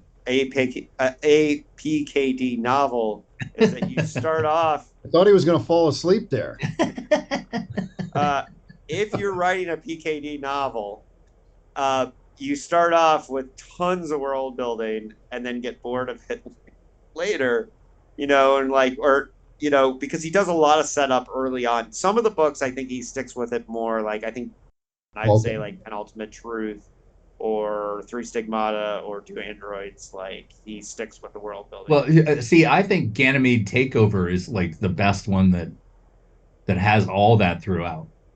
Yeah, and that may be Ray Nelson influence. Yeah. Right.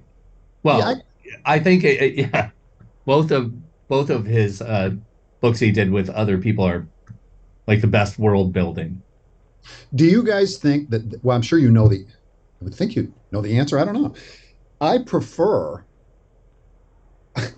this sort of more chaotic narrative, wherein he starts off, like we talked about before, straight. There are plot points, characters. He's building something, so forth, and then it just becomes this dynamic, for me anyway, this dynamic sort of narrative fuckery, right? And seriously, that can go in any direction, and you never know where it's going to go, Narrative fuckery. right? I see what you're saying. I personally fucking hate it. Oh, yeah? I like to be confused when I'm reading, unfortunately, I guess. But well, I don't mind that as long as the author knows where he's going. That's what I care. So that's my question. You don't think that was he just kind of sitting down and trying to get this thing done, or is it deliberate? I don't think any of it is deliberate. I think it's just like, I have an idea. I know what I'm doing at the beginning. Oh fuck! Now what do I do? Really? Yeah, I think he doesn't. Even between sessions of writing, he doesn't remember where he was or what he was doing. He'll just start a new chapter and it'll be basically a different book. Well, in some novels, it's like that. Yeah. Ubik was meant to be something entirely different. One thing, and it totally flipped. Which is why that's probably my favorite novel. Well, Ubik starts with, he does and that's why I did a whole chapter on it for Unfinished, is that, he had a whole different novel plan, and you could see the things where he's like, okay, I'm more interested in this Half-Life stuff. Yeah. And the corporate spy stuff that I planned a whole novel of. But that's also, I can see what you're saying, Big D. Yeah. Is that it is exciting to see where his mind goes. Yeah. What's interesting to him at the time. Yes. I'm very interested in that for sure. Yep. And I hate to bring it back to Kerouac, but I'm going to. Because Kerouac didn't believe in any kind of editing. Yeah. So he just wrote everything all at once, and that was what it was. And that, it's almost the same thing with Dick, because whether there's an editor or not, he's still like, this is what I'm writing here, this is what I'm writing here. You know what I mean? Yeah. And one of the amazing things about him, too, just to add, then I'll shut up, is that he's so prolific. He worked with so many publishers, and these books are crazy. How about this? I take crazy back. They are largely, let's say, bird's eye view, unstructured, right? And that's not what publishers like. How did he get away with all of this? And he's still doing it here at the end of his career. Well, crazy. It is crazy. He had people that believed in him, and obviously there's people who connected to it. And the more that people connected to it, the more publishers are going to say, fine. Right. No, there's something about it. You can't deny it. Right. It's I'm going to say it's Tarantino-like. Because Tarantino can make a movie that's like fucking 5 hours long, and it'll have 3 scenes that are incredible, like nothing you've ever seen. Yeah. You're going to remember those 3 scenes. The rest of the movie is going to fall away in your mind. You're not even going to remember that it was 3 hours of fucking Jackie Brown. You're just going to remember those scenes. And that's sort of what's... You didn't like... I like... What I remember... Movie is terrible. Go back and watch it. Tell me how long it is. And I like Jackie Brown. One of the only things I remember... De Niro shooting what's-her-name in the parking lot. That's in the parking lot. Yep, exactly. Or like the war, them watching that video about the people selling weapons and stuff. It's scenes like that stick.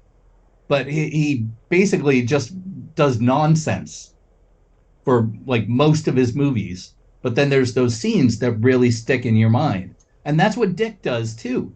Dick writes these scenes. You're like, that's fucking incredible. I can't believe that I read something this great. And then you're like, oh God, now I'm with this sad sack again, doing nothing at all for like 100 pages. It's that kind of thing. He's trying to get you to empathize with sad sack's sad life. Well, and some It's of the been moments 40 novels. I haven't done it yet. Right.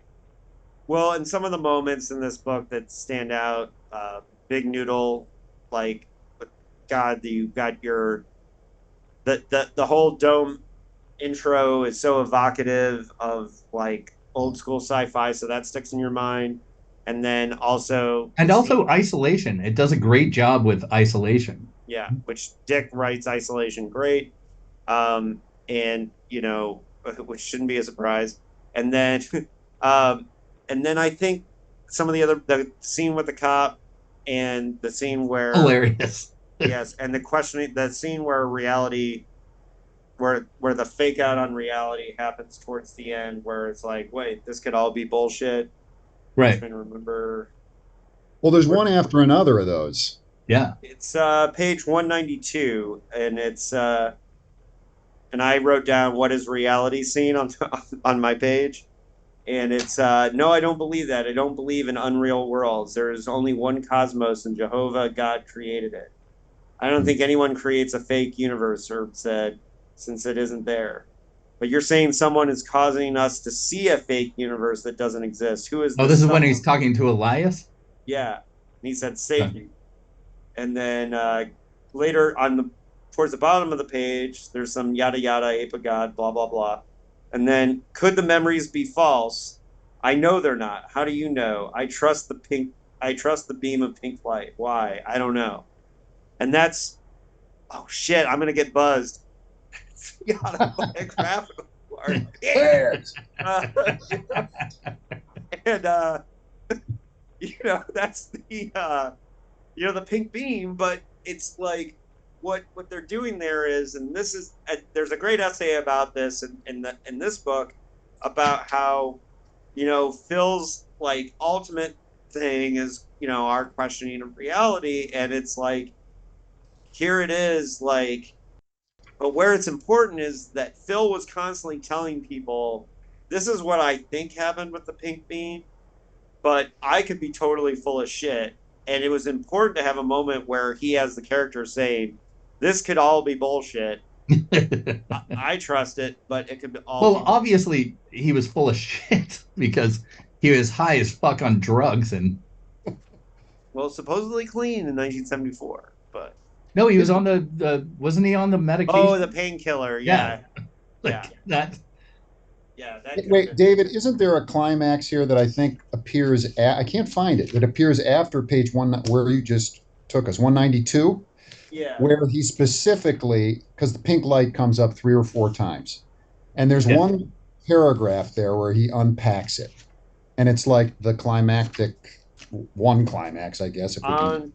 204, there's the I will transmute your world into the real. I have already begun. I've manifested myself to Herb Asher when you kissed him. So he's like kind of making the world real. I don't know. Yeah, I'll keep looking. If I find it, I'll let you. Yeah, look for it. I want to talk about the non-sex scene. Well, we'll get there. We'll get there in a little bit. Okay, so one thing I do want to say about the formula is that the formula based on the Ron Goulart letter is there. Page, I think even Herb having MS and him being in isolation, being alone, the whole like having to listen to Fiddler on the Roof and all that. Herb doesn't have MS. Oh. Ribis. Rebus, yeah. Okay. Rebus. You're right. How dare although he's dead. He got MS from God. Right. He's already dead and in chronic suspension. That's what I was thinking of. Oh. Yeah. Well, one thing that's interesting on the formula is that, and I wanted to get to this, that Herb and Doris or not Doris. What's the character who's based on Doris? Rebus? Rebus. They kind of sort of both represent the subhuman character that gets introduced in the first chapter of all, according to the formula, and then the second chapter you have your person that works for the government or works for the corporation, and in this case it's kind of Yah. It's God itself who's kind of like in that position. You don't think it's the government like leaders that represent that? And it just happened later, a little bit later? It could be. I have it as page 31 with the introduction of, in my notes, I have page 31 with Yah as the kind of introduction of that part of the... well, Yah is kind of a villain. I mean, when you look at it, giving a woman, an illness to take her from one place to another. Cited as a volcanic deity, the bottom of 31. Well, and so here's the thing, is that the person of power is sometimes a protagonist, sometimes the antagonist in these books. So it's just that they get introduced second, basically behind the other character, as part of the way it works in the formula. Oh, so it doesn't have any bearing on anything. Well, sort of.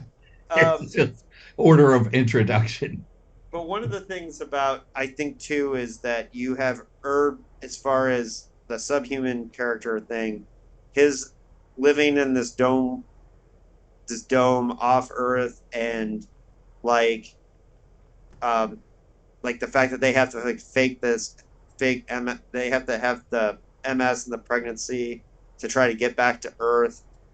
That's the kind of thing of like where you have like Popular, where he's got to get the job, otherwise he's in trouble, or it's like if you look through all these books, you can find the character that has to make the money to do this thing or to have this job to move forward. Kind of brain farting on some of them. Where he breaks out of that formula, sometimes like High Castle doesn't really have that formula, but and Valis doesn't really have that formula, but most of the books have that, and so this one does. In that regard, Game Players of Titan, that's a good one that has it. Oh, and I did have in my notes the fake reality comes back up on page 220. I still say the formula is a bunch of bullshit, but well, I know you think that, and that's fine. You can think that. And I have on page 224, I had put a note, Joan Sonoma, next to the scene where Herb Asher is like lifting off to go be with Linda Fox, and he says it's the happiest period of my life. This is definitely him writing about Sonoma and Joan, and then well, it's fucking nonsense in the book, I think. Yeah. And the whole relationship between him and the girl is just sad. Yeah. After that initial meeting where it's like, oh, she's not everything I thought she was, and then they go to have sex, and she's like, oh, I can't tonight, I'm on my period, and then he's like, oh, okay. It's just, isn't it sad? It's not just me, right? It's written. It's pathetic. As the saddest thing. One thing after ever. another. It's like, you guys, didn't he talk himself over there too? He's like, I'm coming over. She said no. Yeah. Right. It's like all set up like they're going through the motions of like meeting and having a relationship, but nothing is organic about it. It just feels so contrived, and not by Dick, but by the characters. What do you think he was? Is that an instance of, because we've seen this character again and again? Was he just kind of doing the? I don't know. Maybe that's one of David's things where it's like that's what it was like for him. Yeah. That's what Dick saw that relationship as. The thing is, though, I get the sense when Dick saw a woman that he sounds funny. When Dick saw a woman that he liked, he became in command of himself, I think. I think he became very dynamic, at least from what I've read about him. Who knows? but doubtless somebody closer to him, because he was all about the. Well, he was obviously charming. I mean, he was right. He could turn on that charm, I think, when he wanted to. Unlike how Herb is Herb, right? Yeah. Unlike Herb when he goes over to her dome. Yeah. Well, and I think that's when that wears off. Herb is terrible all the time. So David, Herb we're talking about biographical things here. You should be. I know. And I think the cop scene, by the way, getting back to what you were saying, Big D, is that where he tests reality is actually the cop scene. And that's why the cop scene was funny, but it's actually him testing reality. So it's more than just a funny scene. And I think... Oh, yeah, that's right. It's funny, though, because of... Fine, shoot me. It's not real. I don't care. And he scares the cops get scared. That's the thing. Yeah, so the cop says he's going to take him into custody. And he takes the gun. Yeah, the cop says, I'm going to take you into custody. And he says, you can't. I'm in cryonic suspension. Watch. I'll put my hand through you. He reached out and touched the cop. His hand met solid armored flesh. That's strange, Herb said. He pressed harder and then realized all at once the cop held a pointed gun at him. You want to bet about the cryonic suspension? No. Right? No. But then eventually he convinces him, and he narcs on himself. The plan to smuggle God back to Earth in my wife's womb. It succeeded. That's why there's a warrant out for me. The crime I committed was smuggling God back to Earth, where the evil one rules. The evil one secretly controls everyone and everything. For example, you're working for the evil one. Right. And and then he's like, I'm going to L.A. Oh, I shouldn't have told him that. Right. But see, here at the end of this scene, though, Herb is like empowered. Mm-hmm. So because just page 218, as the cop ungrappled his vehicle from Herb Asher's, he said a strange thing. Pray for me, Mr. Asher. I will, Herb Asher said. That's how I kind of read it there. At first, it's the cop who's like, hey, fucker, pull over. Right. But then at the end, he's like, pray for me. Yeah. All right. And the dispatcher is the same thing. It's like, wait, what happens? What's going on? Well, arrest him. Oh, you can't? Oh, this isn't real? That makes sense. So, obviously, there's a lot of Valis and exegesis connections. I like on page 17 that the rats worshipped Yah first. The rat creature guys. I don't know about the rat part, but it's page 17, and it's in the old days before humans immigrated to CY30-CY30b star system. The autochronic population worshipped a mountain deity named Yah, whose abode the Autochrons, or whatever they're called, had explained was a little mountain on which Herb Dasher's dome had been erected. So that the rat guys worship Yah first. Yeah, see, I'm not getting the rat guys. That's what the auto AUTOCHT.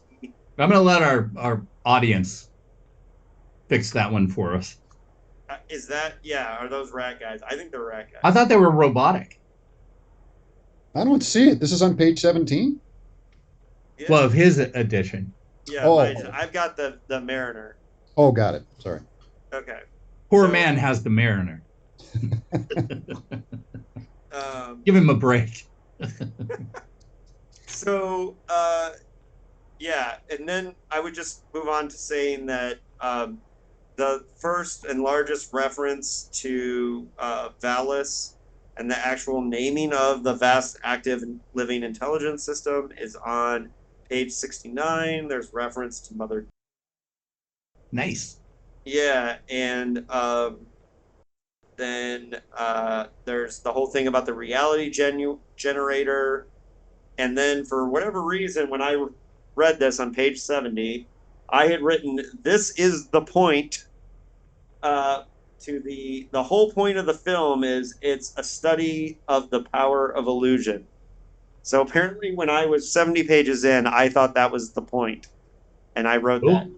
that was months ago, so I don't know why I wrote that necessarily. But what was being said was the whole point of the film is it's a study of the power of illusion. So are we studying the power of illusion here? Is that what we're doing? But I think here we're getting the KW Jetter characters. I think we're getting that. Maybe, I don't know. What do you guys think? I think yeah, we're studying the power of illusion.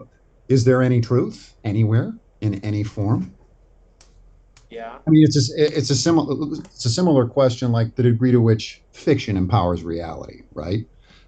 Fictions of our minds, the fictions that and the illusions rather that let's limit it to the divine invasion, or just Philip K. Dick in general. Well, I mean, I can say by personal example that illusion is life is because I was brought up by TV. I didn't have like dynamic parents. I had television, so I learned how to shave by Danny Glover doing it in Lethal Weapon. Yeah, like the TV dads were my sort of version of dads. right. So I learned my moral lessons from them. So yeah, illusion is reality in a certain way. Absolutely. And you're talking, that's the nature of media culture. That's what you're talking about. Yeah. It's illusion even powers the way we view the world. We only view the world through our own subjectivities. I don't know what you well, especially nowadays with the internet trying to totally. Yeah, that's another layer. Yeah, for sure. And I'm internet based, and my family is very TV based. So we have totally different views of what the world is. Yeah. Yeah. And I think that's what we could argue that Philip K. Dick as an author was searching for a truth that doesn't exist, but he was determined to find it in any case. And he thought it came through books, like knowledge of the past. But the past is the same. I mean, isn't that the whole problem we're finding? Regression, right? Yeah. It's all the same sort of knowledge. It's not fact based. It's all opinion based. So, and in his, of course, in the stories, he invents or makes literal. We're talking about metaphorical illusions ultimately. Yeah. He makes them literal, right? In his science fiction, right? In addition to all of the metaphorical is the wrong word, but I'm going to stick with it. Metaphorical illusions that empower us and empowered him in daily life, or disempowered for that matter. David, sorry, I interrupted you. No, you didn't. On page 100 is I think a really key part too, and there was one KW Jeter quote that I didn't put in here, but where I believe he was asked like what Divine Invasion was about. It was like around the time it was being written in some interview. And he said that he kept talking about how it's a book about a guy that thinks he was Beethoven. Oh yeah. And he talks about like how important this Beethoven thing is, and that's on page 100 of the Mariner edition. Is the scene where God basically says, "Oh yeah, I was Thomas Paine, I was Beethoven, I was all these many people in history."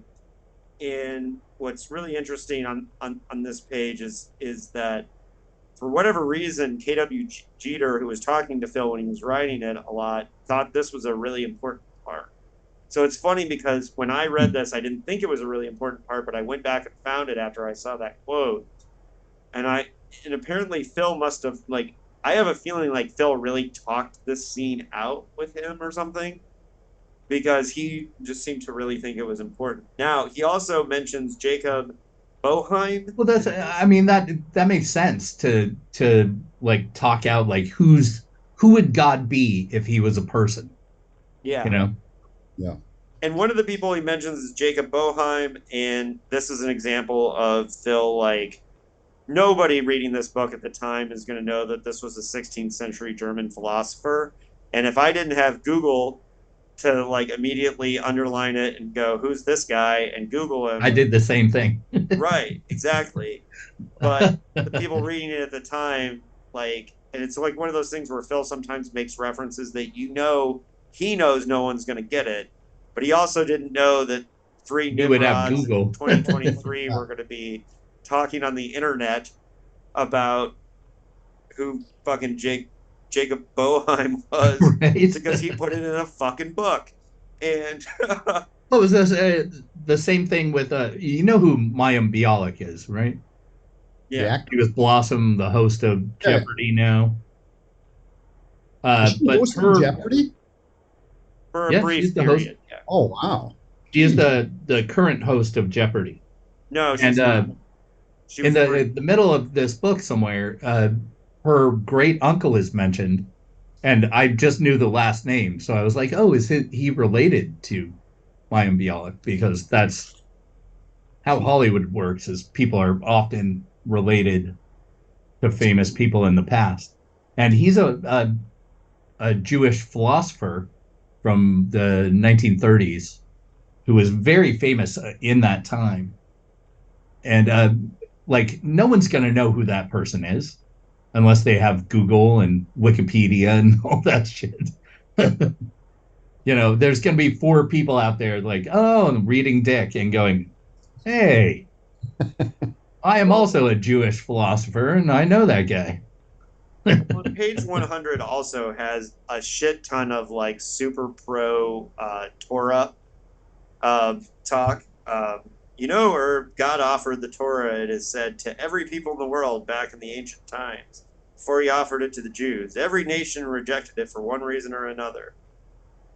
Finally, God offered it to the Jews who accepted it, which is like the way the Jews think of it. And that's why they're the chosen people. Chosen people. Right. And so there's all this stuff about the Torah. And what we do know is that, and we talked about this in the Aharon Varady interview. Although, is that, did he make that up? No, he didn't make that up. He's quoting. So they weren't the chosen what up? people. They were like the last, sort of like the last people. Wait, Larry, make what up?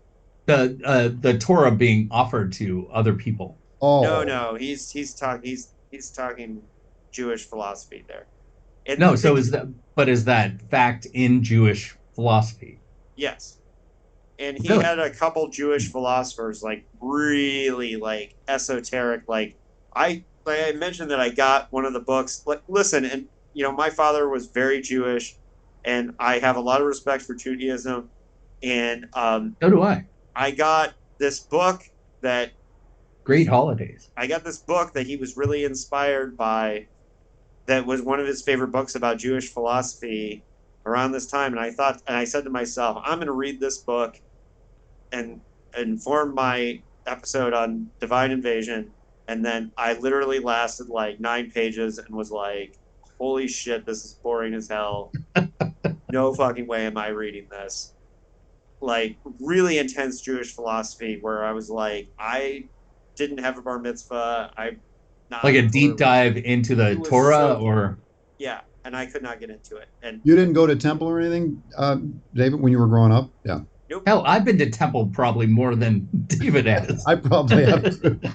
No, that's not true. I went to a lot of stuff with Dad, and I went to a lot of family like bar mitzvahs. Okay. Okay. So I did, but it's a long story. But my mom wasn't Jewish, and my dad basically got kicked out of the family for marrying my mom first until my sister was born, and then everything was forgiven. But this was the 60s, and it was a big deal, and my father was very angry about it for many, many years. And then when my mom passed away, he got way back into Judaism, like hardcore.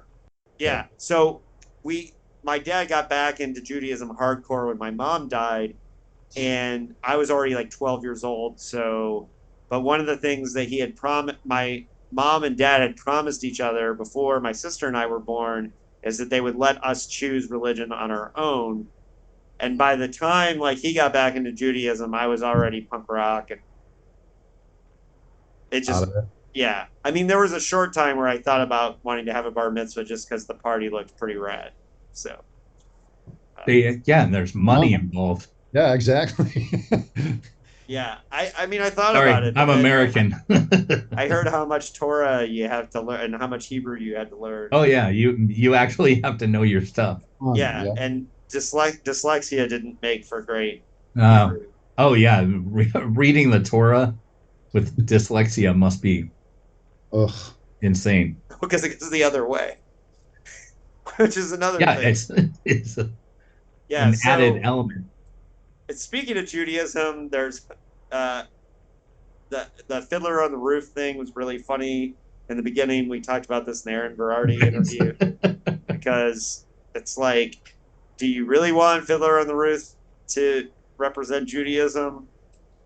I don't know, but I guess It's it in does. popular culture, so Yeah, Herb perceives it as torture, right? And Half-Life yeah. or yeah. yeah. The idea that it's just kind of coming through on a signal, and you know, but hey, well, guys, we are in the stretch run, and Judaism was one of the last things I wanted to talk about. I think there's a funny line about Judaism on page 57. Um, Reva said, but I'm a Jew. I would be a Jew. That's what got me into this. If I was Gentile, Yah wouldn't have picked me. If I had ever, the divine machinery has a peculiar brutality to it. Isn't it romantic? It's cruel. It really is. Um, but what, um, but what's interesting is Joris wasn't Jewish, so Right. and studying to be a priest. So that's just an interesting where it doesn't match up to the Well, you had to, he was trying to follow a theme in this one. right. I Yeah, mean, she was Christian in the last one in Valis, so exactly. Yeah, and that's probably the reason why. All right. So, anything else on the Judaism involved in this? And I will say, with a passing knowledge of Judaism that comes with having a dad that was super into it and all that. I think it's interesting that Phil was so into Judaism, but it just showed you that part of what was going on with the exegesis is that there's a certain degree that the Gnostics grab onto Phil and say he was speaking to us, and the Jews can now look at this and say he was speaking to us. And the thing is Phil was studying it all, and Gill has talked about how he had the experience, David Gill, when he was helping footnote the exegesis, that whereas you know we that some of these people that really understand religion hardcore, or really hardcore theorists, are super impressed by some of these things that Phil pulls out of his butt, because he really knows this religious stuff. And I think it's because Doris was studying to be a priest and bringing all this shit home, and Hmm. he was being able he his best friend at the but time, he and but next he door was neighbor. always a brilliant guy at learning Things. different things. But I'm saying this all added to the exegesis. And I don't know in all the footnoting of the exegesis how much Doris is mentioned, but I think she played a huge role in, because she was also the one having these discussions with him. I don't know. I just picture them with TV trays because it was the 70s, right? I You mean, know, we inevitably we take for granted how inevitably. I mean, I try not to, but I can't do it. We are different beings, literally, than Philip K. Dick was as writers. We have everything at our fingertips like that, Yes. just using a computer to write is a totally different experience than a typewriter. So when he went, he would have to get this information, like you say, from discussions or go out to a library, right? And I mean, it's all here. You and know, then, yeah, and you don't you have have a it photographic anywhere else other than your brain. yeah. yeah. And Cleo has said that in the 50s, they had an encyclopedia set, and that he was just constantly In it. reading his Yeah. encyclopedia sets. Or referring to it, or you know And that I remember it's like, those days. I mean, I'm Yeah. sure all of us remember those days where you're like, What "Oh, was what was your that self? thing I was thinking of?" And you got to flip open a the book World Book and find Encyclopedia. it. Yeah. When Yeah. I was growing up, my dad wrote an entry in the World Book Encyclopedia on election campaigns. So we always had we'd get every couple of years we'd get a new World Book Encyclopedia on our shelf. Those are Nice. expensive. Those were expensive as hell, Yeah. and like that was the deal. Like you write this thing, you get one, but that was a big deal for us, as we were constantly using them to write reports for school. Yeah. I know I And dated that's the why hell out of we also yourself had by talking stacks of Oh, about books, I did stacks the of same thing. magazines. Like Yeah. you read an article, you pulled it out and you had it in a, some kind of file system. Yeah. Like it's insane to think of, like, that was us, but to him it was even more so having all that material around you. Mhm. And I mean, we got it easy when you think about it. I mean, I really Oh respect yeah, it's good incredible. writers from the 20th century and before. It's like Yeah. I couldn't do it. If I had a typewriter, I couldn't even fathom being a writer. I did my first writing on a typewriter, and Did you? it's not fun. I wrote amazing punk stories on what's that Gomax, the little like green thing that has just the screen. It's the word processing thing. Yeah. Oh, okay. Yeah, it you couldn't do anything else. I don't recommend it, but Yeah. yeah. But see, also then you had to think about what you're gonna say, because you don't want to waste, you don't want to waste the printer tape or the typewriter tape. You don't want to like Or go white back out and some shit. correct. Yeah. I mean, because I rewrite as I write. So I Mhm. write very slowly and I revise sentence by sentence, then I'll go back and revise again. I mean, it's a mess. Yeah. All right, so we have one section left before we get into final thoughts, and that's just funny scenes I wanted to talk about. Good. And the first one is on page 39, and I thought this was such a funny Philip K. Dick moment. Asher dialed the mothership. A moment later, he had the ship's operator circuit. I want to report a contact with God, he said. This is for the commander-in-chief personally. God spoke to me an hour ago, an autocratic deity named Yah. And I like that he had to, like, excuse me, I'd like to report a contact with God. And I like that they also don't care. That they're just like, okay, dude, we have your No, don't videotape. they think he wants an album of some sort? They're like, Yeah, so they say, this wouldn't be the Linda Fox man, would it? Station 5. And they like know him as the Linda Ronstadt guy, basically. Yeah, we have, and then they say, we have your videotape of Fiddler on the Roof that you requested. We tried to transmit it to your dome, but your receiving manifold appears to be malfunctioning, which is why he keeps hearing Fiddler on the Roof, is yeah. because he had at some point requested a tape of it, and then they just kept sending it over and over. Well, I mean, that's the loop he's in, because he's in the cryo, yeah. yeah. We have notified repair, and they will be out shortly. The tape features the original cast. And then, just wait a minute. There's a human being outside. I got to look at it. Do something, right? And then on the very next page is the soap opera.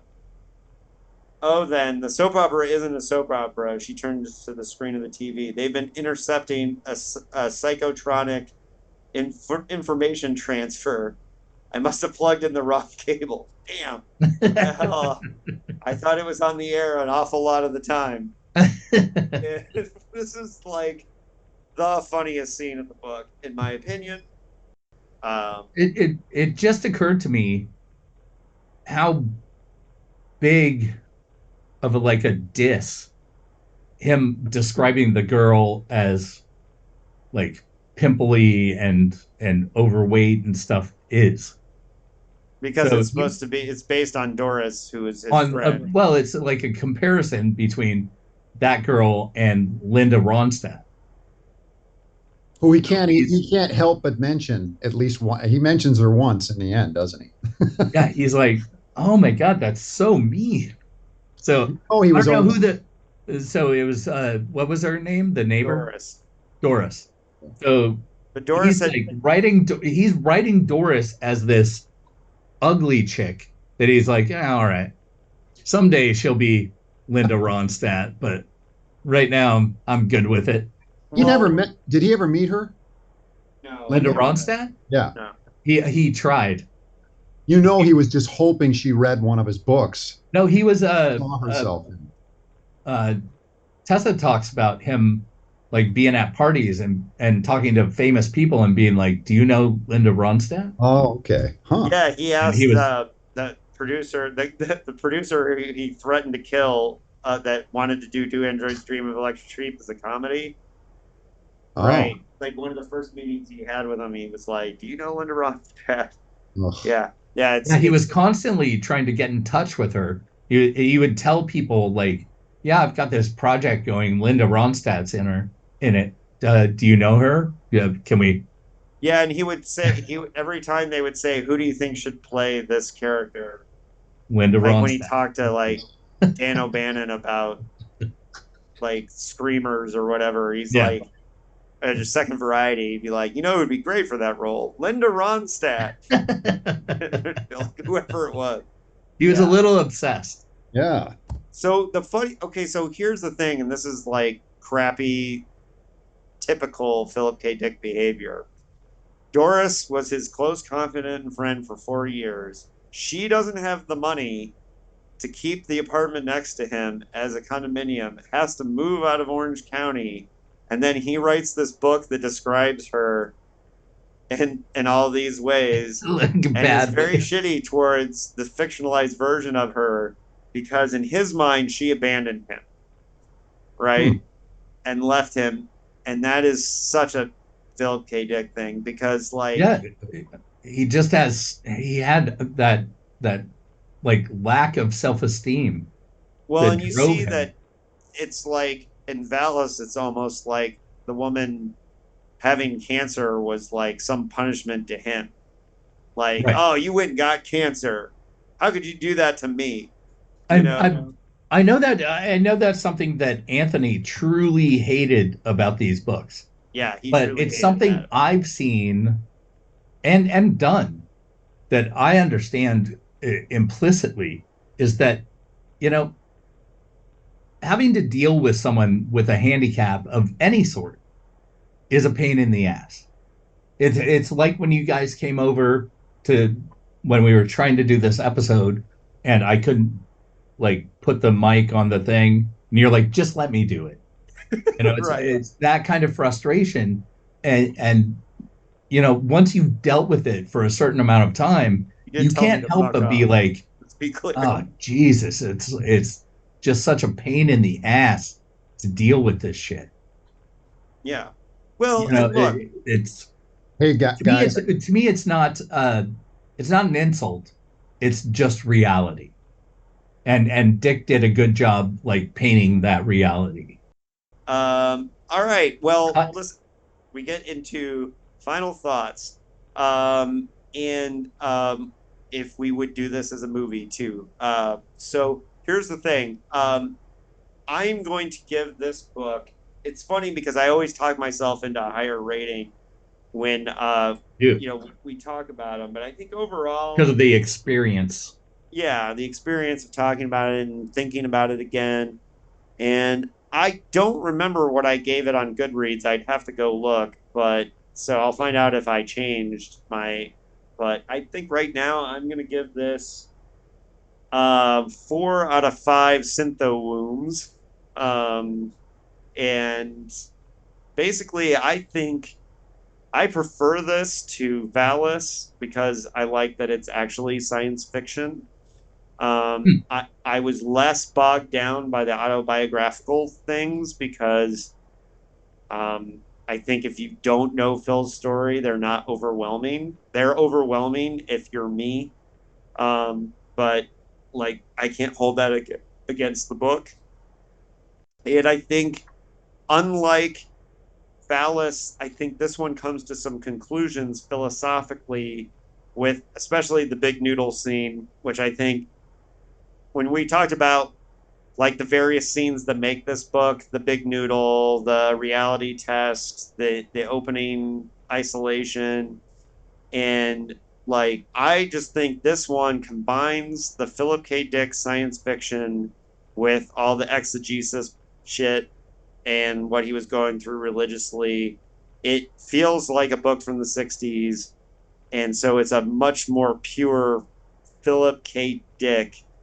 Like Valis is like an experimental novel all on its own that isn't like anything else. It's super meta, it's its own thing. This is a Philip K. Dick novel about the Valis shit.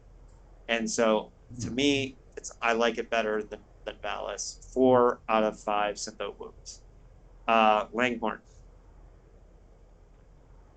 Well, not to agree with you, but I'm gonna give it a 4 evil goat kites. It's a that's pretty high rating for you. Yeah, I thought this. I really enjoyed reading this one throughout. I was not bored. The sad sack, who I hated, was not actually, he wasn't like central to the story, because there were so many other characters that had a voice and had a say in what was happening. Elias was great. God was kind of a dick, like he should be, and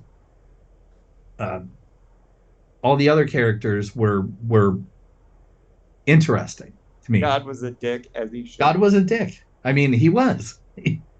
Especially, although I did like, which we didn't mention, is the communion scene when everybody's taking the flesh and he's like, "That's not flesh. That's a fucking cracker." I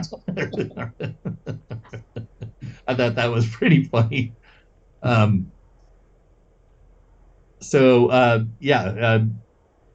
It was a story. It was a sequel. It was leading to the next book, which unfortunately we didn't get. But I enjoyed this read, so that's the extent of it. And I'm actually with both of you, but I'm going to give it 4 out of 5 Bulkowskis. Now, only because I don't know who is that Bulkowski in this. Mentioned a few times, but I couldn't figure out. Like I couldn't connect it to who the character actually was. Is it a detective or something? Probably only appears 4 or 5 times in name. Oh my god, dude! The Thrasher Bashers outline from 1962 has the best fictional Philip K. Dick character name ever. There's a character in it named Bear Grip Jablowski. Bear Drip? Bear Grip. Oh, Bear Grip. It is I could not stop laughing at that name. I think I like that better than Horse Lover Fat. Yeah, Bear Grip Jablowski. All right, I'll remember that. All right, I'm sorry to derail your Bulkowski. Bulkowski is he's one of the leaders of the world. Wow, did we all have the same rating? We all had the same rating? Yeah. Wow. But I was there's what's his face? The Cardinal. Yeah. So there's the Cardinal Fulton Arms, who's the religious leader, and then Bulkowski and his wife kind of run the non-religious part of society somehow. The exposition about his character, I must have been daydreaming when I read over it or something. Yeah, there's not a lot. And like we said, they don't factor in very much. So right. But I like stuff like that. And I was going to say, just for my little crazy, my concluding thesis or whatever. It's not a thesis. I really like remember, and incidentally, one of the themes, I don't know if we touched on it, is memory writ large, right, and the lack or loss or obstruction thereof. Or more broadly, forgetfulness and remembrance, which recurs in other books and stories too. Yeah. But I really like, above all, how he science fictionalizes religion in all of these books, and especially in this one. And I remember reading it like you, David. I read this first. And I think at the time, this was in the 90s. I think at the time it was being called the Divine Invasion trilogy, despite that's why I initially asked about that, despite it being called the Valis trilogy now. I could be wrong. But I was still a little religious back then, and I remember reading this, thinking to myself, "Gee, I like this better than any religion I've ever studied, or rather been made to study. This is cool." That feeling when I was rereading this came back to me. Yeah. This is probably if I would have read this in the early 90s, yeah. I mean, this would have affected me in a big way. Yep. Because I was studying all religions. Yeah. Like I was reading all the books. I was reading Richard Bach and his crazy ass hippie stuff. I was all into this, and if I would have read this in Valis, I would have been like, "Oh man, this is my jam all the way."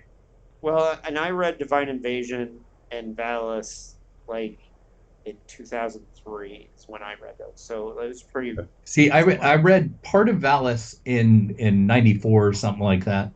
I think I read like the first 3 chapters and lost the book on a bus or something. So I was like, "Oh fuck it, I'm not reading that one." All right, so 2 things left, and that's how would you do this as a movie? Would you do this like if somebody came to you and said like you have to adapt this as a film? I would have an easier time with this than Valis. I want to hear Big D's. I honestly I haven't thought about it in any depth, but I'd probably latch on to the earlier part of the book. You make a movie, with the domes and stuff. That was exactly what I was going to say too. Yeah. I mean, what are you going to do? Have 2 people talking to each other with a goat? 2 hours. Well, you could do the reality test, and you could do the whole like. Hey, Waking Life is a great movie, and it's just people talking to each other. Yeah, that's true. Coffee and cigarettes. It's just people talking. Yeah, that's true. Yeah. But I mean, of course, you would weave that stuff into a narrative that might be grounded in the dome world. Carrie wants me to shout out My Dinner with Andre as a movie. Yep, just 2 people talking the whole time. Yeah, and just watched that one last year. A great movie. Well, here's the thing. I would focus on I think there's a story about God coming to Earth, and you start off with science fictional parts, and then you kind of do it in a like Man Who Fell to Earth kind of like weirdo, like do people the philosophical conversations that happen when God shows up in this near future dystopia, and people have to grapple with the idea of it. And you could make a funny movie. I would go for funny. I would go for weird and funny. I actually agree with that, because I'm thinking I would go Douglas Adams style with a narrator and try to like with voiceovers. Keep it light, voiceover narrator, keeping it like the story going, but announcing everything that's happening. Yeah. You're gonna pay out the wazoo to that Fiddler on the Roof soundtrack for the opening scene. That's true. But it fades in. Yeah, right. And Herb Asher's sitting there like, oh my god, and Fiddler on the Roof's like playing over and over. Yeah. But I can imagine a narrator just going, and God was going to elementary school. Well, you get the narrator to like you actually get to use parts of Phil's text by doing the narrator, kind of the way Scanner Darkly did. And it's too bad Richard Linklater wanted to use Phil actually reading the book, but the audio that he had wasn't good enough. But I think it would have worked in the movie if the audio was a little. Hey, but I mean, you can watch it on our channel. Yeah. Basically. Yeah. Him reading that part. Yeah. So here's the thing. I think we've got a pretty good idea of how we would do this movie. So, Electric Shepherd, if you want a Divine Invasion movie, you know the dudes to call. So, on that note, I'm going to start off our Dicklike Suggestions. And this has been a great year for modern science fiction, and there's a lot I could have gone with. And The Mountain in the Sea by Raymond Naylor was really, really great. Maru by S.B. Divya. Annalee Newitt's The Terraformers, but I just finished last night reading Rudy Rutger, former winner of the PKD Award. Rudy Rutger's newest self-published novel, Juicy Ghosts.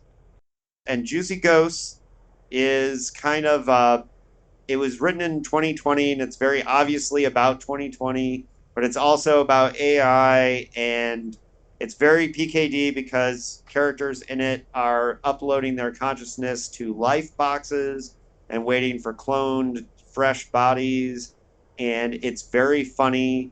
There's a scene about AI-generated donuts that's absolutely hilarious. For example, I laughed a lot reading it, Rudy Rutger. And if you want to read a book that's going to confuse you with just like weirdness, a Rudy Rutger book is definitely destined to do that. And one of the things is that when he's traditionally published, he's had to tone down a lot of that.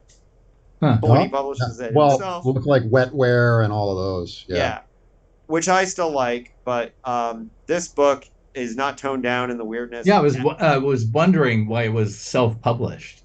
Yeah, I think he just he said that he submitted it to a couple publishers, but I'm so pissed about that. I would have published that shit through Anti-Oedipus Press. Totally. I used to correspond with him years ago. He self-published that?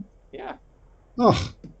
Well, I gotta contact him. Because I'm glad he's still writing. He's older now. Isn't he in his 80s? Yeah, and his wife just passed away recently, so yeah. And but Rudy painted the cover, and I just think he wanted. Wow. He did a Kickstarter and wanted to do it himself. And, okay. That's cool. So eventually that's the way he did it. But Juicy Ghosts is great. It's very funny. Yeah, it's great. And actually, the biggest comparison I would have, if you wanted a book that's similar to what I many times reference, Dr. Identity by David Harlan Wilson. Which my wife is a big fan of. She's jumping up and down about it right now on the other side of the room. But I constantly told her this is Dr. Identity. Funny. Wait, now I got to read some of his shit? No, don't read some of his shit too. Yeah. Yeah, so I compared it to Dr. Identity by this guy. And but yeah, Juicy Ghosts. Okay. All right. Langhorne, your Dicklike suggestion. Shit. Or do you want Professor Wilson? No, I got it. Somewhere. One of these panels has it. All right. So you know how much we love cosmic puppets, right? Yes. Right, David? We do not love cosmic puppets. We fucking hate cosmic puppets. Well, imagine. Our least favorite. All right. Here we go.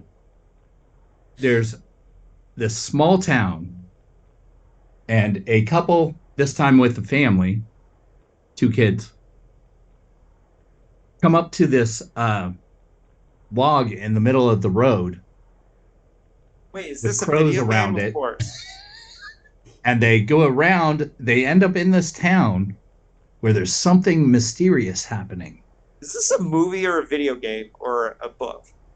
It's a TV show. TV show. And there's strange, like ghost-like figures all around the outside of the town, not in the town. There's some psychic kids involved. And hijinks ensues. The show is called From, and it's currently running its 2nd season, and it stars our man Harold Piranu, who you would remember from Lost or the Matrix sequels, or Oz. He is an incredible actor, and I've always said that ever since I first saw him. Yeah. Friend of the pod, even Zorik, has been after me to watch the show too. He is an amazing actor, and he carries this show like on his shoulders. Yeah. But it has a lot of parallels to Cosmic Puppets. No boob mountains yet, but we'll see what happens. No gods yet, but again, we'll see what happens because it's getting weirder and weirder. He's he's the sheriff of the town, and he is currently traveling as far as I've seen in the first season. He's traveling outside of the town, which no one has done without dying. Because basically, like, ghosts come back and kill people during the night. Did you get into the second season yet? Not yet. Not yet. Okay. Are you watching this? Yeah, totally. Oh my God. I'm all up to date, so I won't spoil it for you. Okay. It's a very good show. Professor Wilson, what do you got for? So I actually have a retro not suggestion, but title here that I came across in researching for my upcoming book, and I'm sure you're familiar with it, but I don't know. I couldn't for the name. It's a collection. Welcome to Reality: The Nightmares of Philip K. Dick, which presumably includes stories from major authors. Well, that's very Dick-like. written in a Dick-like vein. Is it fiction tribute to Phil? Yes. Broken Mirrors Press, 1991. Huey Anton, editor. I ordered a copy from eBay, so I'll let you know. But I cannot find, there's no back cover copy on any of these editions. It's just an old paperback. I'll send you a picture. I've never heard of that one. All right. Yeah. So it's an anthology? From the one, I finally found something that said like, there was a story by Tim Powers in it, for instance, and some other folks. But written. Well, maybe it's just stories by friends of his. Maybe, I don't know. We'll see. But I mean, well, the title suggests that thematically there's some Philip K. Dick action going on there. But yeah. Am I allowed to do a retro suggestion, or does it have to be a contemporary? Oh no, you can do whatever you want. Okay, yeah, that's mine. All right, and finally, have either one of you read much of Tim Powers? Yeah, only the Anubis Gates. That's the only thing I've read by him. I should read. I love his storytelling ideas. Yeah, I mean the way he tells stories is incredible. All right, so on that note, we need to find out what we're doing next time. We are reading The Transmigration of Timothy Archer. And I have some copy here from City Lights Books webpage. You want me to read it? Yeah, read it to us. What's it about? From Philip K. Dick, the Hugo Award-winning author of The Man in the High Castle and Do Androids Dream of Electric Sheep? They should mention. Oh, they do. Comes The Transmigration of Timothy Archer, the conclusion of the Valis trilogy, bringing the author's search for the identity and nature of God to a close. I mean, this copy would be interesting to talk about in itself. Yeah. Real quick, the novel follows Bishop Timothy Archer as he travels to Israel, ostensibly to examine ancient scrolls bearing the words of Christ. But more importantly, this leads him to examine the decisions he made during his life, how they may have contributed to the suicides of his mistress and son. This introspective book is one of Dick's most philosophical and literary, delving into the mysteries of religion and of faith itself. And guys, this is the last book he finished. Yeah, it's weird that they don't mention that. Yeah. You'd think that they're like the last book. Wait, here you go. Listen. One more sentence. As one of Dick's final works, it also provides unique insight into the mind of a genius whose work was still in the process of maturing at the time of his death. There you go. Okay. And so we'll be back for Timothy Archer. And technically, this episode is the end of season 3, even though season 3 has gone on for like 2 years. How many episodes per start season? season 4 a little quicker. There's usually about 10. This one was 14. So Oh, okay. Yeah. So on that note, we'll see everybody next time with Timothy Archer, hopefully quicker. What double we're guns. yeah. Keep it paranoid. Be paranoid. Yes.